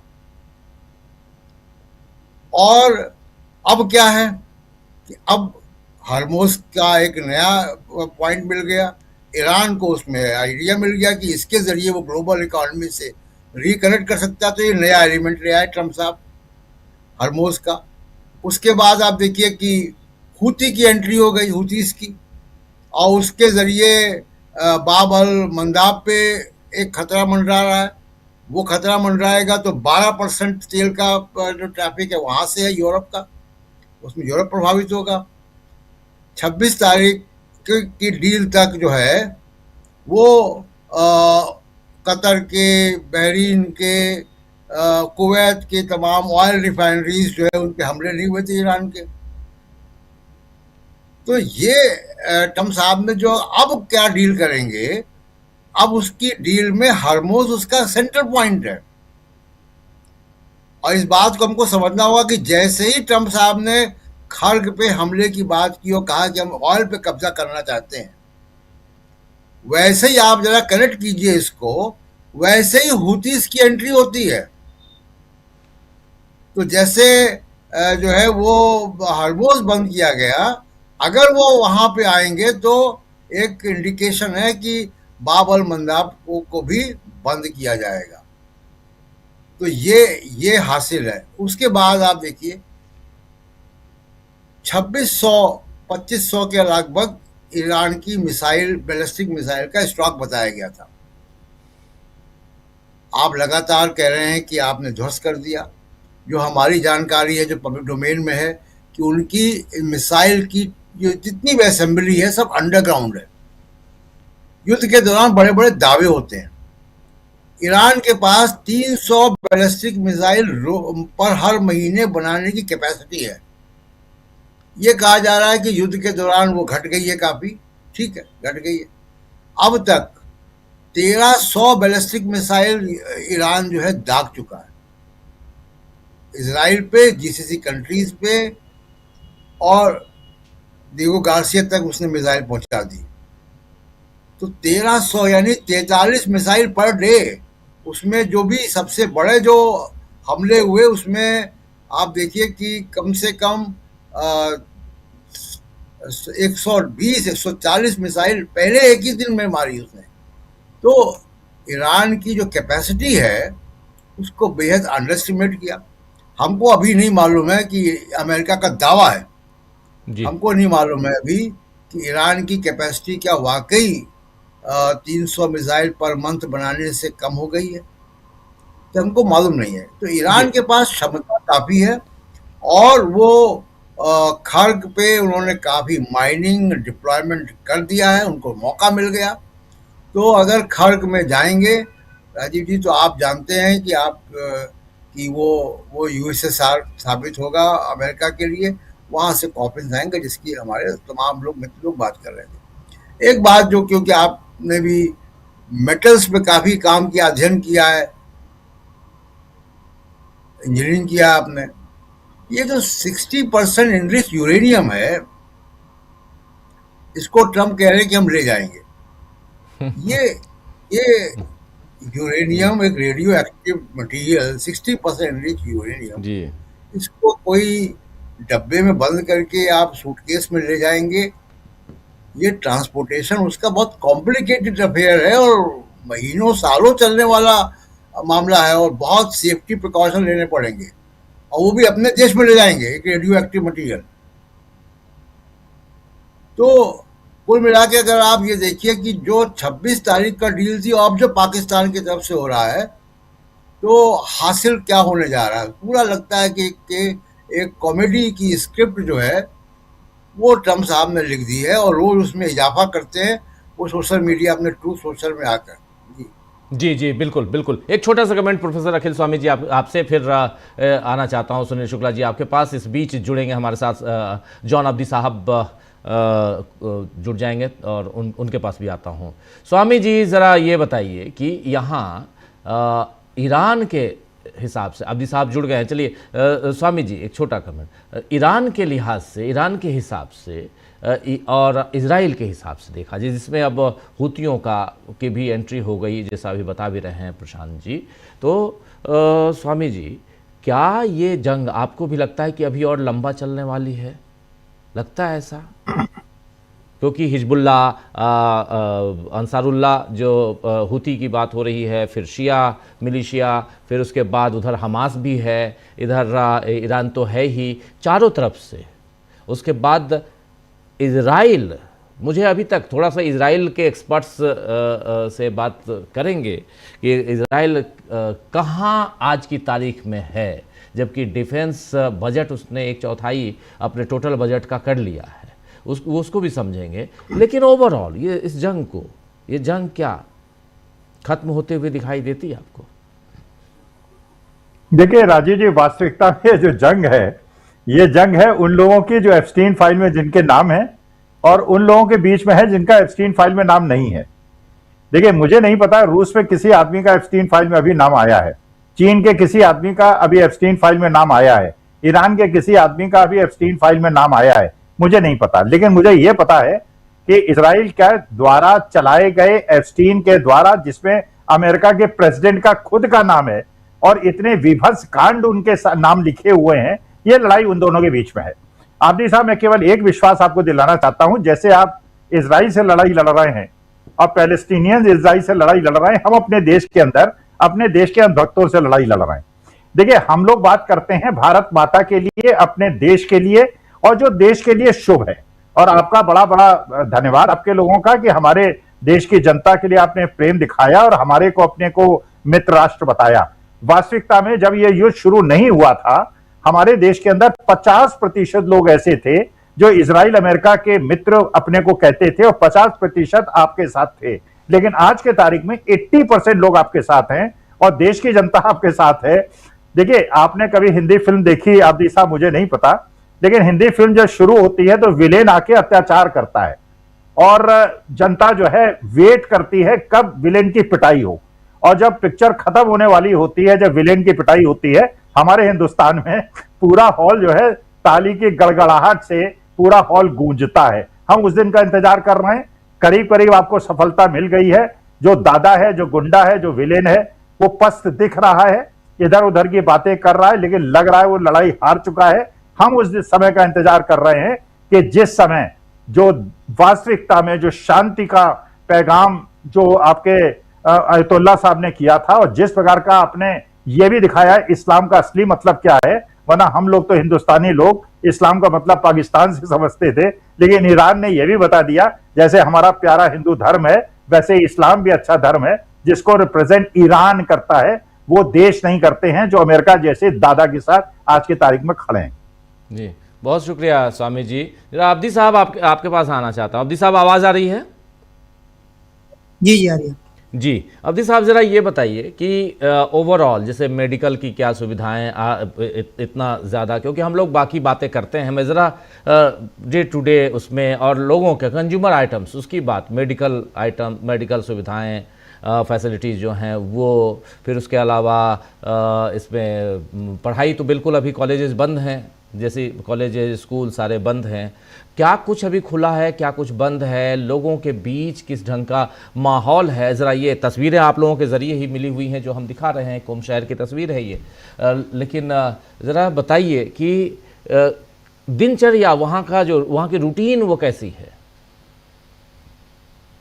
जी, मैं आपके जवाब से पहले जो है वो प्रोफेसर साहब स्वामी साहब का मैं शुक्रिया अदा करना चाहता हूँ। और एक प्रोफेसर से यही उम्मीद हो सकती है कि इतनी अच्छी और सुलझी हुई और ऐसी बात की जो अक्ल के मुताबिक है वो करें। मैं आपकी खिदमत में अर्ज करूं कि मैं एक हिंदुस्तानी हूं और मुझे एक हिंदुस्तानी होने पर बहुत गर्व है। और साथ ही आपने जो सहानुभूति ईरान के साथ और हमारी आवाम, हमारे देशवासियों ने जो सहानुभूति दिखाई है, मैं अपने ईरानी दोस्तों तक पहुंचाता रहता हूं और बताता रहता हूं। ये एक बात हो गई, बहुत बहुत शुक्रिया, थैंक यू। और ईरान की तरफ से, चूंकि मैं यहाँ पर ईरान में हूँ, ईरानियों की तरफ से मैं आपका शुक्रिया अदा करना चाहता हूँ और मैं इसको नकल भी करूंगा और आपकी बात को वहां तक पहुंचाऊंगा। रही बात दिनचर्या की, मैं आपकी खिदमत में अर्ज करूं कि इस वक्त ईरान में माहौल ये है कि सुबह में कॉलेजेस खुल रहे हैं, स्कूल नहीं खुल रहे हैं, कॉलेजेस खुल रहे हैं, बैंक्स खुल रहे हैं, सारे सरकारी दफातर जो हैं वो खुल रहे हैं, सारे कार्यालय जो है वो अपना काम कर रहे हैं। इस पे यहाँ तक कि इलेक्शंस, जैसे हमारे यहाँ पार्षद का या ग्राम पंचायत वगैरह का अपने यहाँ जैसे इंडिया में इलेक्शन होता है, यहाँ पर भी उस टाइप का एक इलेक्शन होता है। वो इलेक्शन अपनी डेट्स पर, उसके पर्चे भरे जा चुके हैं और आने वाले 10 अप्रैल को होने वाला है, तो वो इलेक्शन उसी डेट में होने वाले हैं। इससे आप ये समझ सकते हैं कि यहाँ पर कितनी जो है वो स्टेबिलिटी पाई जाती है और कितना ज़्यादा जो है वो लोग आराम से है, कोई पैनिक का माहौल नहीं है। हाँ, जाहिर सी बात है, जंग होती है, मिसाइल गिरते हैं, बिल्डिंग्स जो है की लोग शहीद होते हैं, तो उस मौके के ऊपर पता लगता है कि यहाँ पे जंग हो रही है। लेकिन फौरन ही उसके बाद वो शोहदा आते हैं, वो एक जगह पर जमा कर दिए जाते हैं, उनको शहीद कहा जाता है और फिर उनका फ्यूनरल होता है। और दिन भर के बाद, अब मैं यहाँ बता रहा हूँ, ईरान के बाकी रहने का और अभी तक इस रेजीम का की ताकत और कुव्वत और ईरान का कुव्वत के साथ, पूरी मजबूती और पूरी ताकत के साथ मुकाबला करना, इसका जो राज है वो वहाँ की आवाम में है। यहाँ की जो आवाम है ना, जो पब्लिक है, वो 100% अपनी रेजीम, अपने सुप्रीम लीडर और अपने फौज के साथ है, अपने सिपाह के साथ है, IRGC के साथ है। वो ये कहते हुए नजर आ रहे हैं कि सड़कें हमारे हम संभाल रहे हैं, मैदान आप संभालिए। ये मैंने पर्शियन का जो स्लोगन है उसका मैंने आपको ट्रांसलेशन पेश किया है। दिन भर काम करने के बाद दुकानें खुली रहती हैं, किसी चीज की कमी नजर नहीं आ रही है, कोई महंगाई नजर नहीं आ रही है। जैसा कहा जा रहा था कि जंग के हालात में अफरा तफरी हो जाती है, लूट मार हो जाती है। हमने पैंडेमिक जब के हालात देखे हैं, जब कोरोना के हालात थे, किस कदर मारा मारी थी। हत्ता यहाँ तक कि US में एक टिश्यू पेपर के लिए लोग जो है सुपर मार्केट्स में लड़ रहे थे। लेकिन यहाँ पे हर चीज, खाने पीने की सामग्री, दवाएं, हॉस्पिटल, सारी चीजें जो है वो आवाम के लिए फराहम है। इवन गवर्नमेंट ने कह दिया है कि बिजली बिल, गैस बिल, इस तरह के बिल अगर कोई जमा नहीं कर रहा है तो आप उसके ऊपर किसी किस्म का प्रेशर नहीं लाएंगे। इन हालात में, जंग के हालात जब चल रहे हैं, कोई बिल आप जमा करने के लिए जाता नहीं है कि मतलब जो है वो वार्निंग है कि फला दिन तक आप जमा कर दीजिए। नहीं, आप ऐसा कुछ भी नहीं करेंगे। हम कहते हैं हॉस्पिटल में जरा दिखाने के लिए अपने बच्चे को, वहां देखा बिल्कुल नॉर्मल हालात जैसे आम दिनों में होते हैं, वैसे ही दुकानें, दवा की दुकानें, जो मेडिकल स्टोर्स हैं, वैसे ही आमतौर से चल रहे हैं। रात में क्या होता है कि रात में पब्लिक आकर जमा होती है सड़कों पे, और रात में 8 बजे से ये सिलसिला शुरू होता है और तकरीबन रात के 1 बजे तक, 1:30 बजे तक, 2 बजे तक ये सिलसिला पूरा शुरू रहता है और मुख्तलिफ प्रोग्राम्स होते हैं। बल्कि हमको तो ऐसा लगता है कि लोग जो हैं वो इन प्रोग्राम्स को एंजॉय कर रहे हैं। और वो आने के बाद ऐलान करते हैं कि एक यहाँ पर जो है वो स्लोगन है, बेजन के खूब मीजनी, यानी वो अपने फौजियों का हौसला बढ़ा रहे हैं कि बेजन के खूब मीजनी, यानी तुम मार रहे हो और मारो इनको, बहुत अच्छे से मार रहे हो, न साजिश न तस्लीम, इंतकाम इंतकाम। अब सुने, कह रहे हैं कि ना ही किसी किस्म का जो है वो अब हम मुआहिदा करेंगे, ना ही हम जो है इनके साथ क्या कहते हैं एग्रीमेंट करेंगे, और ना ही इनके आगे सरेंडर होंगे। हमारा ऐलान, अवाम कह रही है, हमारा ऐलान इंतकाम इंतकाम, यानी हम सिर्फ रिवेंज चाहते हैं क्योंकि तुमने हमको इतने तरीके से, इतने बुरे तरीके से बर्बाद किया है। अवाम कह रही है कि हम कोई बातचीत नहीं करेंगे, हम दुश्मन का कंप्लेंडर चाहते हैं, डिप्लोमेसी अपनी जगह के ऊपर। मैं अवाम का मूड आपको बता रहा हूँ, अवाम का मूड ये है। मैं कल रात में यहाँ पर तुम में एक तौहीद स्क्वायर है, वहां के ऊपर हजारों की तादाद में लोग जमा हो गए, और जमा होने के बाद वो एक ही बात कह रहे हैं कि लब्बैक या खामेनेई, यानी खामेनेई साहब, यानी सुप्रीम लीडर, हम आपके साथ हैं। आर्तिश जमहूरिया इस्लामी, तशक्कुर तशक्कुर, हमारी फौज, हम आपका शुक्रिया अदा कर रहे हैं कि आपने हमको सिक्योरिटी दी हुई है, आप हमारे लिए लड़ रहे हैं। यहाँ तक कि पुलिस वाले जो हैं, जो यहाँ पे पुलिस सिक्योरिटी लगती है, लोग जाते हैं, उससे हाथ मिलाते हैं, उनके हाथों को चूमते हैं, उनको जो है वो गुलाब का फूल गिफ्ट करते हैं। और यानी जब ये मनोबल बढ़ता है ना, तो वो आवाम की वजह से बढ़ता है कि आवाम सरकार के साथ है, क्योंकि सरकार उनके लिए है। नारी जानी साहब की शहादत हुई, जो हमारे जो इनके क्या कहते हैं कमांडर्स हैं, उनकी शहादत हुई, इवन इमाम शहीद खामनेई की शहादत हुई। आवाम ये देख रही है कि इन्होंने अपनी शहादतें की अपनी फैमिली के साथ, अपने बच्चों के साथ।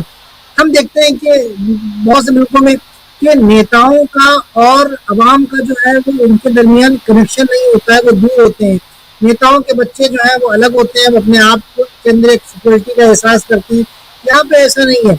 आप देखेंगे प्रेसिडेंट क्रिस्टियान जो है वो निकल गए तेहरान की सड़कों के ऊपर, कभी मार्केट में जा रहा है, कभी लोगों से हाथ मिला रहा है, उनका बेटा साथ में है।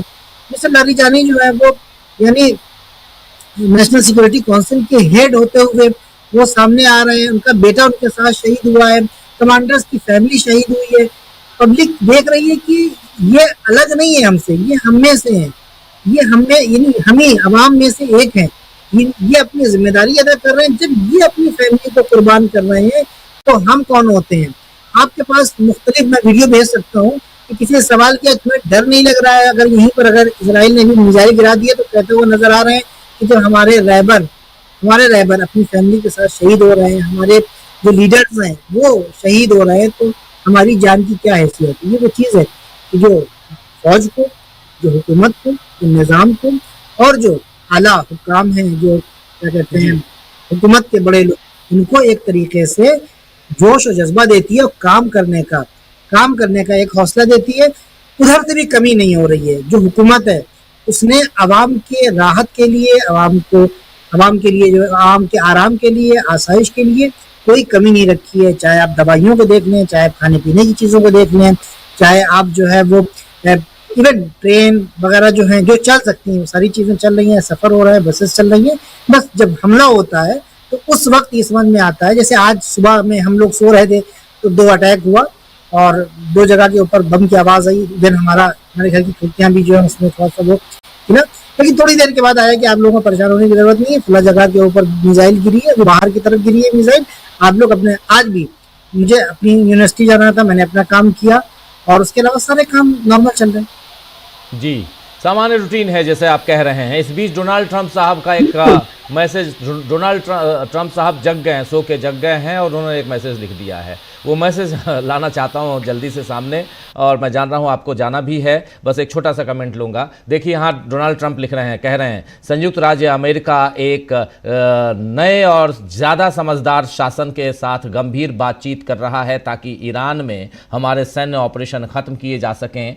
इसमें काफ़ी प्रगति हुई है, लेकिन अगर किसी भी वजह से जल्द ही कोई समझौता नहीं हो पाता है, हालांकि इसकी पूरी संभावना है कि समझौता हो जाएगा, और अगर हॉर्मुज़ जलडमरू मध्य तुरंत व्यापार के लिए नहीं खुलता है तो हम ईरान में अपने इस प्यारे प्रवास को इस तरह ख़त्म करेंगे कि उनके सभी बिजली पैदा करने वाले प्लांट, तेल के कुएं और खर्ग द्वीप और शायद मीठा पानी को मीठा बनाने वाले सभी प्लांट भी को बम से उड़ाकर पूरी तरह से तबाह कर देंगे, जिन्हें हमने जानबूझकर अभी तक हाथ नहीं लगाया है। ये हमारे उन कई सैनिकों और अन्य लोगों की मौत का बदला होगा जिन्हें ईरान ने पुराने शासन के 47 साल के आतंक के राज के दौरान बेरहमी से मार डाला था। ये जो आखिर में कह रहे हैं कि ये हमारे उन कई सैनिकों और अन्य लोगों की मौत का बदला होगा जिन्हें ईरान ने पुराने शासन के 47 साल के आतंक के राज के दौरान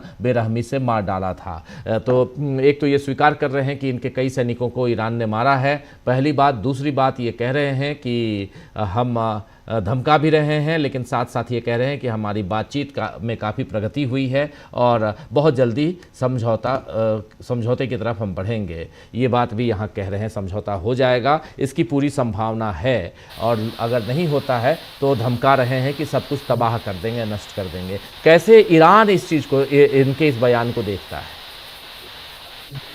नहीं, इनकी कोई नई बात नहीं है और ये इनका काम धमकी देना है और धमकी के अलावा और कुछ नहीं। दूसरी बात ये हमला करना है तो हमला रुका हुआ कहाँ है? और इनके जो तुम फौजी मार रहे हो, तुम्हारे पास कोई मोरालिटी नहीं है, तुम तो आवाम को मार रहे हो। ये सब चीज़ें जो है इसको कोई सीरियस लेने की ज़रूरत नहीं है। इंपॉर्टेंट बात यहाँ पर यह है कि बातचीत अगर हो रही तो किससे हो रही है? सवाल यहाँ पर ये हो रहा है, समझौता अगर हो रहा है तो किससे हो रहा है? बहुत से जो है वो क्या कहते हैं कैरिकेचर्स सामने आ रहे हैं कि ये शीशे के सामने खड़े होते हैं और खुद ही बात करते हैं और उसके बाद आके बयान देते हैं कि हमारी बातचीत है। ठीक है, दूसरी बात ये कि तुमसे बात करेगा कौन? तुम बात करने के काबिल हो या नहीं हो? तुमसे बात की जाएगी। तुमने 2 मरतबा बातचीत के दौरान तुमने हमला किया है, तुम्हारी तो कोई क्रेडिबिलिटी है ही नहीं, बनती ही नहीं है। कोई ऐसा आदमी है जिसकी जाए? बात करने के काबिल नहीं हो तुम। कई बात ये कि तुम कह रहे हो कि हम मार देंगे, तो तुम मार रहे हो, हम तुमको मार रहे हैं। ईरान कह रहा है कि हम तुमको मार रहे हैं, अगर तुम जहां जहां मारोगे हम उसी एतबार से तुमसे बदला लेंगे। और ईरान वैसे ही कर रहा है। जो अभी तक जो 2 चीजें समझ में आ रही हैं सर, वो ये है कि ईरान या अमेरिका जो कह रहा है वो कभी कभी मियाद बढ़ा देता है, कभी टाइमिंग बढ़ा देता है, और उनकी धमकियां आ रही हैं वो तो ठीक है। ईरान इनको आसानी के साथ बहुत आराम से ये बात पता है।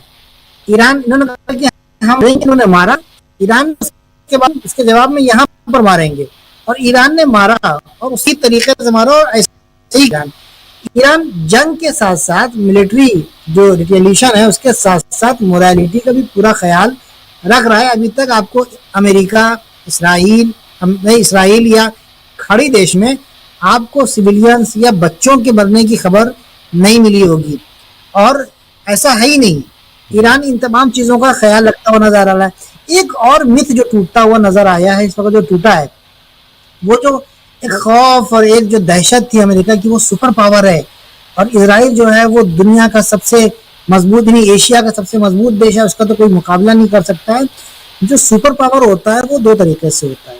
सुपर पावर अगर हमले के एतबार से देखा जाए और मिलिट्री जो सुपीरियरिटी होती है उसके एतबार से अगर देखा जाए, तो जो सुपर पावर देश होता है वो एक की जब वो हमला करता है तो उसका हमला इतना सख्त शदीद होता है कि उसका इम्पैक्ट इतना शदीद होता है कि सामने वाला देश उसको बर्दाश्त नहीं कर पाता है। ठीक है, ईरान ने इसको तोड़ दिया। आप हमला करते हो, हम आपके F-35 जैसे जेट्स को गिरा सकते हैं, F-15, F-18 वो जो भी है उनको हम गिरा सकते हैं। साथ ही आप जो है वो जो भी हमला कर रहे हैं, हमको हमारे अंदर उसको सहने की, उसका मुकाबला करने की ताकत है। तो मारने वाली जो क्षमता है उसमें भी आपकी सुपीरियरिटी खत्म हो गई। ठीक है, अब दूसरी चीज जो होती है कि अगर कोई दुश्मन हमको मारता है तो हमारा कुछ बिगाड़ नहीं सकता है, हम इसमें भी सुपर पावर हैं। हम उसके मिसाइल्स को, उसके बॉम्ब को, उसके जो हमले हैं उसको रोक सकते हैं, इंटरसेप्ट कर सकते हैं। ये सुपीरियरिटी हमारी है। आप देखिए ईरान ने रीजन के अंदर खाड़ी देशों में इनके जितने भी राडार सिस्टम थे, जितने भी इनके एयर डिफेंस सिस्टम थे, इनके जितने भी जो फौजी जहाँ पे रहते थे, जो बेसेस थे, उसको तबाह कर दिया और ये रोक नहीं पाए। इवन इसराइल का आयरन डोम जो बहुत बड़ा एक हवा बना हुआ था पूरी दुनिया में, उसको तहस नहस किया। इसराइल की जो है जो खबरें नहीं है, खबरें आएंगी इंशाल्लाह तो आपको समझ में आएगा किस कदर जो है वो तबाही मची है इसराइल में। इवन हिजबुल्लाह के छोटे मिसाइल और ड्रोन्स जो है वो जाके वहां पर तबाही मचाए हुए हैं। अभी अनऑफिशियल और अनकन्फर्म रिपोर्ट आ रही है, क्रियात शिमोना तक जो है वो हिजबुल्लाह पहुंच गए हैं, और क्रियात शिमोना जो लुबनान और इसराइल का बॉर्डर है, और वहाँ पर एक शहर है, वहाँ के अंदर जो है वो हिजबुल्लाह के जो रिदवान ब्रिगेड के लोग हैं वो दाखिल हो गए। अलबत्ता ये अनकन्फर्म्ड है, अभी मैं देख रहा था तो वो सामने आई है। कहने का मतलब सुपर मामला जो है वो खत्म हो गया है। अब ये कह रहे हैं कि हम वहां से भेजेंगे और आ जाएंगे, तो भी सुनते रहिए, कल सुबह सो के उठेंगे तो फिर कुछ नई चीज कहेंगे। ईरान इसके लिए मुकम्मल तौर पर तैयार है, उसको डर और खौफ नहीं है। वो कह रहा है आप आइए, हम आपके मुकाबले के लिए तैयार हैं। वेलकम टू हेल, है ना। ठीक है जी। यस, बहुत बहुत शुक्रिया अब्दी साहब इस चर्चा में। जी कुछ जोड़ रहे हैं। जी जी अब्दी साहब, बात यहाँ पे कही थी टंडन जी का, जो कहा कि ये जो कॉमेडी कर रहे हैं वो कॉमेडी है तरीक़त। उन्होंने कॉमेडी की बात जो है की थी, ये ट्रम्प की कॉमेडी है और इस पे हम सबको हंसना चाहिए। रोजाना एक सुबह हंसने का जोक हमको मिल जाता है। बिल्कुल बिल्कुल बिल्कुल, हम लोगों को भी थोड़ा हंसने हंसाने और थोड़ा इस चर्चा को आगे बढ़ाने का एक जरिया मिल जाता है। डोनाल्ड ट्रंप साहब के बयानों से वो साफ दिखाई देता है, लेकिन बहुत बुरी तरह घिरे हुए हैं ट्रंप साहब, ये दिखाई दे रहा है। बहुत बहुत शुक्रिया जॉन अब्दी साहब, समय निकालने के लिए इस चर्चा में आने के लिए बहुत बहुत शुक्रिया आपका। बहुत धन्यवाद आपका कि आप जुड़े और आपने अपना वक्त दिया। बहुत बहुत शुक्रिया। आना चाहता हूँ जल्दी से सुनील शुक्ला जी, माफ़ी चाहूँगा, बातें कुछ ऐसी हो जाती हैं और वो भी ग्राउंड ज़ीरो से, तो थोड़ा हम लोग वहाँ ज़्यादा इंटरेस्ट इसलिए भी लेते हैं क्योंकि ग्राउंड ज़ीरो है। सुनील जी आप समझ सकते हैं, हम लोग तो यहाँ बैठ के सिर्फ विश्लेषण, हम आप सब विश्लेषण ही कर सकते हैं। ग्राउंड ज़ीरो से जो चीज़ें मिलती हैं बहुत महत्वपूर्ण होती हैं। चलिए, लेकिन बहुत कुछ आ चुकी हैं अपने पास, बहुत सारी चीज़ें हैं जो अभी हम लोग चर्चा कर रहे थे 1 घंटे से। ज़रा आपसे समझना चाहता हूँ सुनील जी कि यहाँ पर इज़राइल और इसमें जब यहाँ मिडिल ईस्ट के तमाम देश हैं, इधर हिजबुल्लाह, अंसारुल्लाह यानी हूती, और उसके बाद हमास, ये सारे, उधर शिया मिलिशिया, ये सब भी जब इसमें जुट गए हैं, तो क्या इस जंग को और आप बढ़ते हुए नहीं देखते हैं? मुझे ऐसा लगता है कि ये जंग डोनाल्ड ट्रंप के कहीं हाथ से निकल ना जाए, या ऐसा दिखता है? क्योंकि ये सब डोनाल्ड ट्रंप अपनी जगह पे हैं, लेकिन यहाँ डोनाल्ड ट्रंप या उनके एयरबेस पे जो जितने या सैन्य अड्डे पे जितने हमले हो गए, लेकिन अब पूरा का पूरा ये जितने भी हैं वो हमला कर रहे हैं ईरान के ऊपर, माफी चाहूंगा, इजराइल के ऊपर। और इजराइल के साथ ये आज की दुश्मनी तो है नहीं, फिलिस्तीन को लेकर बहुत सारी बातें हम लोग जानते हैं। तो आप कैसे फिर इन सब की अगर यहाँ पर यूनिटी के साथ अगर आगे बढ़ते हुए हम आने वाले समय में देखेंगे तो इस जंग को किस दिशा में जाते हुए आप देखते हैं? यहाँ पर अमेरिका का कोई रोल दिखाई देता है आपको? धन्यवाद राजीव जी। नहीं, रोल तो अमेरिका का ही है। अगर अमेरिका अभी युद्ध से वापस हट जाए तो इजराइल के पास ताकत नहीं है युद्ध करने की। इतिहास गवाह है कि आज तक इजराइल कोई ऐसा युद्ध नहीं लड़ा है जो अमेरिका के बगैर लड़ लिया हो। हमेशा से अमेरिका उसका साथ आता है और इजराइल युद्ध कर लेता है। इजराइल के पास इतनी हैसियत नहीं है, और जो जिन जिन इलाकों पर उसने कब्जा भी किया है वो सब अमेरिका के भरोसे कब्जा किया। उसके पास पैसा भी अमेरिका का है, उसके पास हथियार भी अमेरिका के हैं, उसके पास हर तरह का सहयोग अमेरिका का है। अमेरिका के ही पुत्र इजराइल, अगर इजराइल से अमेरिका का हाथ खत्म हो जाए, कल ईरान उसको बर्बाद कर देगा। अब बार बार ये कह रहे हैं, बार बार अमेरिका दावा कर रहा है, इजराइल दावा कर रहा है कि ईरान की मारक क्षमता खत्म हो गई है। अगर आप ईरान के मंत्री, इजराइल के मंत्रियों का बयान सुनिए, इसमें नेतन्याहू शामिल है। उसने कहा है कि जो पहले दिन जिस तरीके से हमले हो रहे थे उसमें 90% की गिरावट आई है। यह नेतन्याहू का दावा है, इसको स्वीकार कर लेंगे आप? इजराइल का ऐसा कौन सा इलाका है जिस पर ईरान ने हमला नहीं किया है? इजराइल का ऐसा कौन सा इलाका है जो अभी भी ईरान के टारगेट पर नहीं है? और अभी भी नहीं है, लगातार जारी है वहां पे। आज स्थिति है, अगर 90% ईरान की मारक क्षमता खत्म हो गई तो तेल अवीव पे तो सड़कों पे जुलूस निकलना चाहिए। फिर बंकर बनने की आवश्यकता है किसी को? फिर रोज सायरन बजने की क्या जरूरत है? फिर लोगों को आगाह क्यों किया जा रहा है कि आप जरूरत होने पर ही घर से बाहर निकलिए? फिर तो नेतन्याहू साहब को खुले आसमान के नीचे एक तंबू की रात लगा करके अपने कैबिनेट की मीटिंग करनी चाहिए। फिर वो गोपनीय स्थानों पर क्यों है? अगर 90% ईरान की मारक क्षमता खत्म हो गई, वो टूथलेस हो गया है, जो शब्दों का प्रयोग ईरान के लिए इजराइल और अमेरिका कर रहा है, कोई उससे में अपने अंदर कमी नहीं होने दी। और कमी होने क्यों देता? क्या मिसाइल और ड्रोन बनाने की उसकी कैपेसिटी खत्म हो गई? नहीं हुई। क्या ड्रोन और मिसाइल बनाने के लिए जो उसको आवश्यक सामग्री चाहिए वो उसको नहीं मिल रहा है? बिल्कुल मिल रहा है। चीन से लगातार उसकी आपूर्ति है। जो तकनीकी क्षमता ईरान की है वो बनी हुई है। और अगर ईरान की मारक क्षमता खत्म हो गई होती तो ये ट्रंप ये क्यों कहते कि ईरान अपनी मारक क्षमता को सीमित करे? उनको तो कहना चाहिए कि तुम्हारे पास कोई क्षमता बचे ही नहीं है, चाहे तुम सीमित करो चाहे मत करो, तुम जब तुम्हारी कोई हैसियत ही नहीं है युद्ध करने की तो हम तो तुमको निपटाई देंगे। लेकिन ऐसा नहीं है। ईरान के और 1 महीने से ज्यादा समय, 28 फरवरी को आप याद कीजिए कि युद्ध शुरू हुआ था और 30 मार्च को हम और आप बात कर रहे हैं। 1 महीने से अधिक समय हो गया। 1 महीने से अधिक समय तक ईरान का युद्ध में बने रहना और लगातार इजराइल और खाड़ी के अन्य देशों पर जो अमेरिका के सहयोगी हैं उन पे हमले करते रहना इस बात का गवाह है कि अमेरिका युद्ध से बाहर है। अमेरिका के नियंत्रण में युद्ध नहीं रह गया। यह उम्मीद न इजराइल ने की थी और न अमेरिका ने किया था। इनको लग रहा था कि जो पिछले बार 12 दिनों का युद्ध था उसके बाद अधिक से अधिक चलेगा तो 15 दिन चलेगा, 16 दिन चलेगा, उसके बाद समेट लेंगे ईरान को। लेकिन सब कुछ गलत साबित हुआ और ईरान आज भी और बड़ी मुस्तैदी के साथ न केवल वो अपने सैनिक प्रहार कर रहा है बल्कि जो आर्थिक प्रतिबंध है उनको भी गंभीरता से लागू कर रहा है, प्रभावी तरीके से लागू कर दे रहा है। होर्मुज को खुलवाने के लिए अमेरिका ने क्या नहीं किया, क्या क्या धमकियां नहीं दी, किस किस तरह से कहा कि हम उस पर नियंत्रण कर लेंगे। अपने सहयोगी देश, अपने जो उसके समर्थक देश हैं खाड़ी के, उनसे भी उससे सहयोग मांगा, कोई नहीं आया सहयोग करने के लिए। और होर्मुज पर बाकायदा उसका नियंत्रण बना हुआ है। और आज स्थिति यह है कि दुनिया, पूरी दुनिया आज तबाह हो गई ऊर्जा संकट को लेकर के। कोई दुनिया का ऐसा देश नहीं है जो ऊर्जा संकट को लेकर के परेशान न हो। और अलग अलग अलग अलग जो नाटो देश के राष्ट्राध्यक्ष हैं वो ईरान से बातचीत कर रहे हैं कि आप ऊर्जा संकट मत पैदा होने दीजिए, हमको सहयोग कीजिए, हम आपको सहयोग करने के लिए तैयार हैं। क्यों नहीं अमेरिका चैनल से बात कर रहा है? अभी फ्रांस के राष्ट्रपति मैक्रोन ने बात किया ईरानी राष्ट्रपति के साथ, जर्मनी के लोगों ने बात किया ईरान के अधिकारियों के साथ, राष्ट्रपति के साथ। तो ये अलग अलग क्यों बात करने लगे? क्यों कि अमेरिका का वो दबाव नहीं रह गया, अब उनको सीधे बात करनी है। और इसकी स्थिति क्या बन गई है? आप ये सोचिए कि जो खाड़ी के देशों में या खाड़ी के देशों के से आने वाले जो सामग्री है उसमें यूएई और दोहा का जो कार्गो हब है, बहुत बड़ा कार्गो हब है, वो बंद पड़ा हुआ है जी। और अगर वो कार्गो हब बंद है तो आवश्यक वस्तु की आपूर्ति हो ही नहीं सकती। जो आपका चैन सप्लाई मेंटेनेंस होता है वो नहीं रख सकते हैं आप।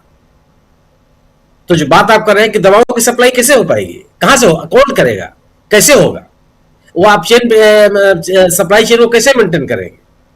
ये संभव ही नहीं है।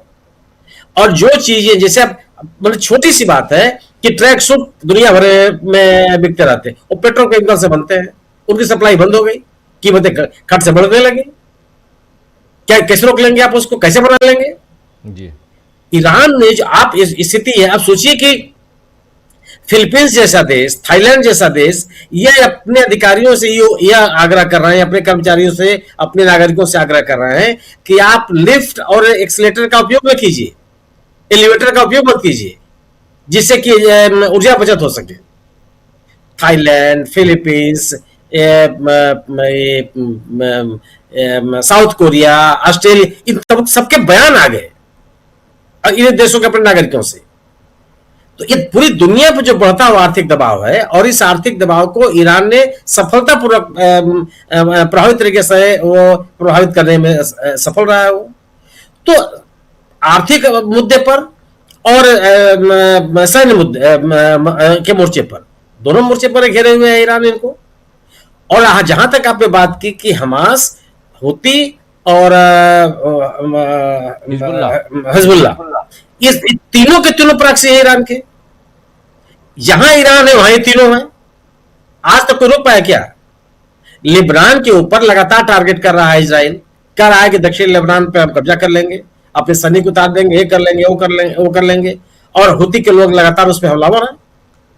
आज की स्थिति है कि हुती का इतना असर देखा जा रहा है कि जो हॉर्मुज बंद होने के बाद लाल सागर से एक वैकल्पिक रास्ता खोजने की कोशिश की जा रही थी, वो हुती के आतंक से नहीं शुरू कर पा रहे हैं लोग, कि जो हुती का दबदबा है वहां से आप अपने परिवहन को आप व्यवस्थित नहीं रख सकते।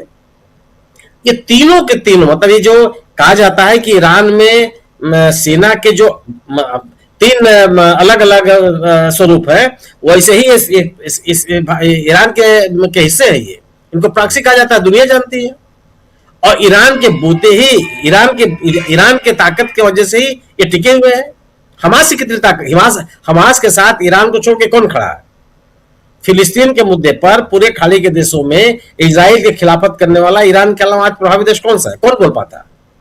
बाकी कतर, बहरीन, यूएई, सऊदी अरब, जिस किसी का नाम ले लीजिए, सब समर्पित है, सब अमेरिका की भाषा बोलते हैं या इजराइल की भाषा बोलते हैं। अगर सऊदी अरब अमेरिका से यह कहते हुए पाया जा रहा है कि आप ईरान को रोक डालिए, तो किसके साथ खड़े हैं आप? कौन सा आप फिलिस्तीन के मुद्दे को लेकर के आप संघर्ष करने के लिए तैयार हैं? तो इन जो तीनों प्रॉक्सी है वो सब ईरान के संरक्षण में है और ईरान के साथ है। कोई भी युद्ध होगा ये साथ रहेंगे, क्योंकि इनका अस्तित्व ही ईरान के कारण है। बाकी कहीं कोई इनको सहयोग देने के लिए तैयार नहीं है और मजबूती के साथ लड़ रहे हैं। इनके लड़ने के कारण कई मोर्चे इनके इजराइल के साथ खुले हुए हैं। ये कोई केवल ये नहीं कि आप तेहरान ही आपके से आप टारगेट किए जा रहे हैं, जगह जगह से इजराइल टारगेट किया जा रहा है। और जो ईरान ने जो इसका एक माहौल बना हुआ था आयरन डोम का, वो पूरा का पूरा परसेप्शन ही खत्म कर दिया। और अभी बात आने लगी कि वो आयरन डोम किनके लिए प्रभावी है, किनके लिए प्रभावी नहीं है। सामान्य किस्म के जो मिसाइल्स हैं उनके लिए प्रभावी है, सोफिस्टिकेटेड मिसाइल्स हैं जिनका प्रयोग ईरान अब बाद में करने लगा है, युद्ध के लगभग 15-16 दिनों के बाद, एक भी नहीं रोक पा रहा है। वो दावा भले कर ले कि हम इंटरसेप्ट कर लिए, कर लिए, वो कर लिए, लेकिन जो मारक क्षमता ईरान ने दिखाई है वो एक बड़ी सफलता है ईरान की। और इस युद्ध में कम से कम ये ईरान के लड़ने की ताकत है कि आज अमेरिका समझौते की बात करने लगा है, शांति वार्ता की बात करने लगा जी। और शांति वार्ता के लिए भी ईरान अपनी शर्तों की बात कर रहा है। किस शर्तों पे बात होगी, तो नहीं होगी, अब मत करो। तो ईरान के द्वारा अपने सैन्य शक्ति का प्रदर्शन, टारगेट को सफलतापूर्वक भेदने की ताकत, दुनिया में पैदा किया गया उसके द्वारा ऊर्जा संकट और आर्थिक संकट, इन कारणों से आज अमेरिका पूरी तरह से घिरा हुआ है। और ईरान के साथ पूरी दुनिया है। ये इनके साथ आज कोई नहीं। आज आप इस युद्ध में न तो नाटो देश आए, कोई सहयोग करने के लिए आया क्या? खाड़ी के देशों को लगातार ईरान कहता रहा कि आप हमला कर दीजिए, हमला कर दीजिए। लोग चेतावनी देते रहे ईरान के ऊपर कि आप हमारे ऊपर हमला होगा तो हम रिटेलिएट करेंगे। किसी की ताकत थी? किसी के पास कुछ है ही नहीं है। किसको अधिकांश राष्ट्र तो निर्भर है अमेरिका के ऊपर, और अमेरिका कुछ करने की स्थिति में नहीं है। अगर ईरान ने सफलतापूर्वक जो खाड़ी के देशों में 17 सैन्य अड्डों को, अमेरिका के सैन्य अड्डों को खत्म कर दिया और वहां से सैन्य गतिविधियों का संचालन पूरी तरह से ठप है, तो ये सामान्य उपलब्धि है ईरान की। इसको अमेरिकी समाचार पत्र और दुनिया की दूसरी एजेंसी स्वीकार कर रही है। तो मेरा अपना ये मानना है कि ईरान अपनी सेना के साथ साथ जो उसकी प्रॉक्सी है उनको भी पूरी तरह से सक्रिय रखने में सफल है।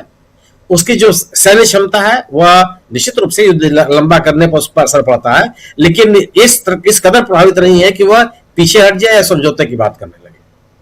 तो उसके द्वारा एक दिखाया गया सैन्य कौशल और अपनी निर्भरता और ऊर्जा संकट और आर्थिक संकट के कारण, दुनिया से पड़ने वाले असर के कारण निश्चित रूप से अमेरिका दबाव में है। ये सामान्य कारण नहीं है कि दुनिया के जितने बड़े देश हैं वहां प्रदर्शन हुए कि युद्ध बंद होना चाहिए। अमेरिका में एक दिन में 1 करोड़ के आसपास लोग, लगभग उनके सभी राज्यों में लोग सड़कों पर निकल करके आ गए कि युद्ध बंद होना चाहिए और युद्ध गलत है जी। आप अपने नागरिकों की आवाज को बंद नहीं कर सकते, ये संभव नहीं है जी। बिल्कुल बिल्कुल आप सही कह रहे हैं डॉक्टर प्रकाश हिंदुस्तानी जी। आप इसको कैसे देखते हैं अमेरिका के लिहाज से? और अभी आपने डोनाल्ड ट्रंप का बयान भी सुन लिया, देख लिया, कह रहे हैं कि शांति वार्ता के बहुत नज़दीक हैं, हम हैं, करीब हैं, समझौता के करीब हैं, और अगर नहीं पहुंच पाए तो क्या क्या करेंगे ये भी बता रहे हैं। ये बार बार जिस ढंग से ये बयान दे रहे हैं डोनाल्ड ट्रंप, उसमें एक तरफ वो बताते हैं कि बातचीत हो रही है और बातचीत अगर सफल नहीं हुई तो धमकियां देते हैं। इसके क्या मायने हैं? युद्ध के मैदान में हैं और डोनाल्ड ट्रंप तो अभी तक सीज फायर के लिए भारत और पाकिस्तान के बीच ऑपरेशन सिंदूर के दौरान उन्होंने फ़ोन कर दिया सीज फायर, वो लगे हुए थे रूस और यूक्रेन के बीच सीज फायर की बात कर रहे थे। अलग अलग जगहों पे सीज फायर की बात करने वाला इंसान आज धमकाता हुआ दिखाई दे रहा है। कारण क्या हो सकता है?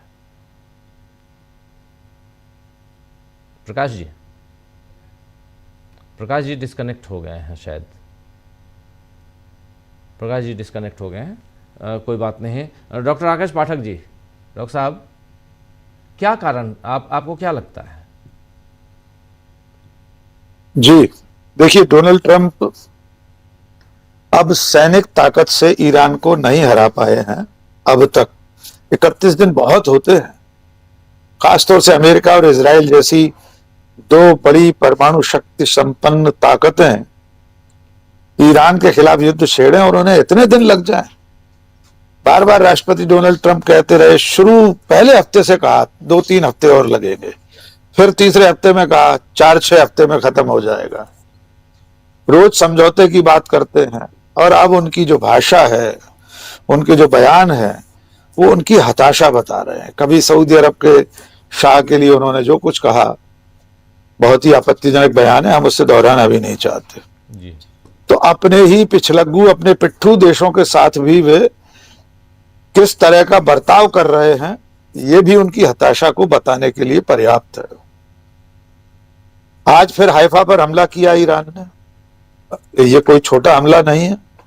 यद्यपि ईरान पर भी लगातार हमले चल रहे हैं, लेकिन जैसा कि हमारे साथी ईरान से बताते हैं, वहां जिस तरह जनजीवन सामान्य है, सैन्य तैयारियां लगातार चल रही हैं, इसके उलट अमेरिका और इजराइल में लोग अपनी सत्ता के खिलाफ सड़कों पर उतर आए।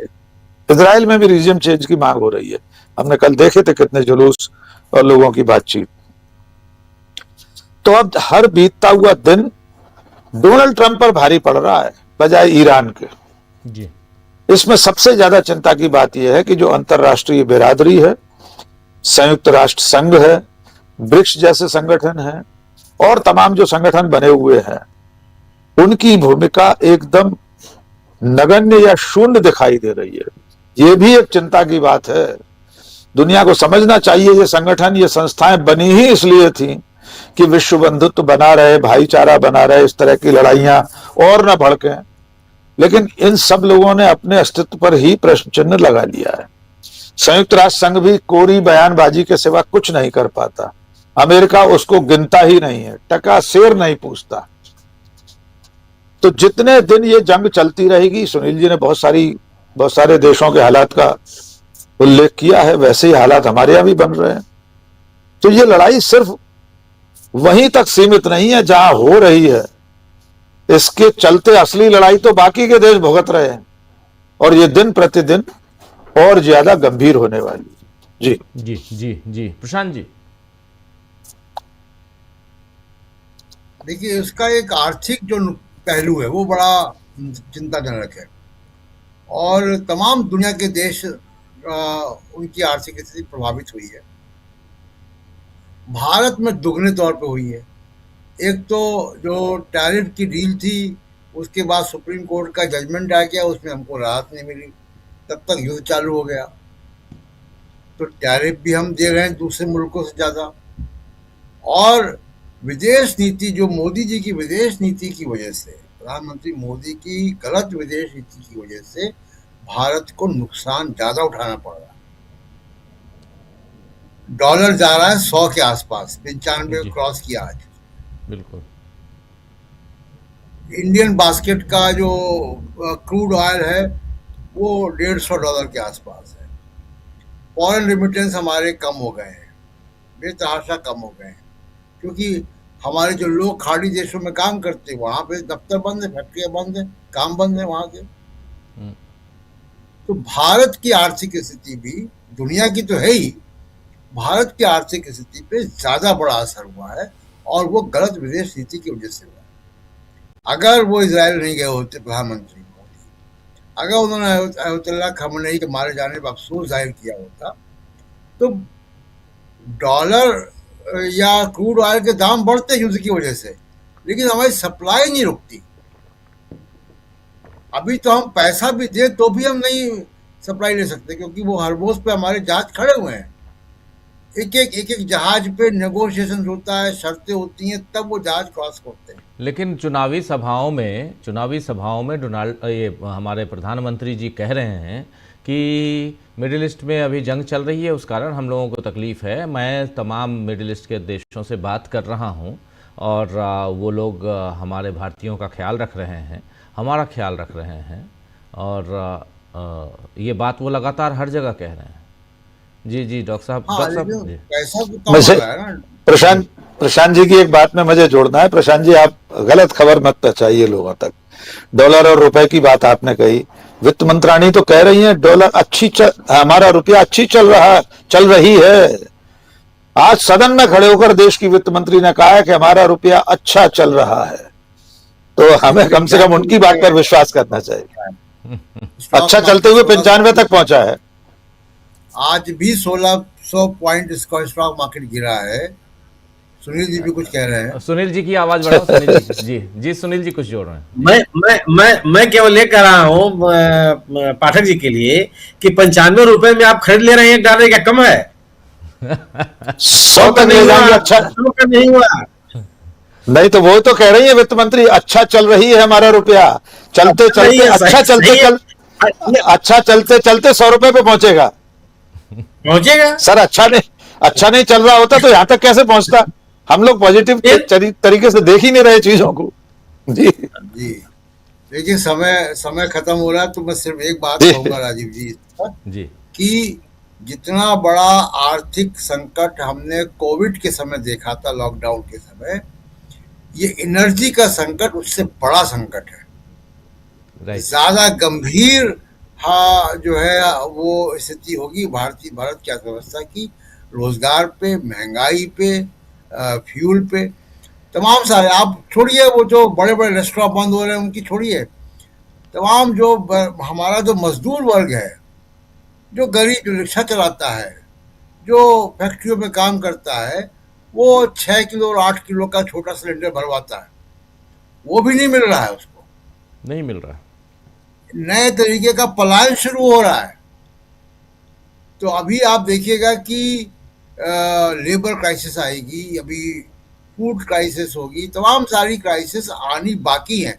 इसलिए मैं कह रहा हूँ कि जो इंडिकेशंस हैं वो उस तरफ जा रहे हैं कि कोविड-19 से ज़्यादा बड़ा आर्थिक झटका लगेगा, और उसमें एक बड़ा वजह जो है वो भारत की गलत विदेश नीति की वजह से लगेगा। जी जी जी जी सुनील शुक्ला जी, क्लोजिंग कमेंट। सुनील जी, छोटा सा एक क्लोजिंग कमेंट। नहीं, जो भी प्रशांत जी ने कहा कि मजदूरों के ऊपर असर। आज मैं सब्जी मंडी गया था, जो जिससे मैं सब्जी खरीदता हूं उसने मुझसे कहा कि जो शाम को काम खत्म होने के बाद मजदूर आते थे सब्जी खरीदने के लिए, उनकी आमद लगभग खत्म हो गई।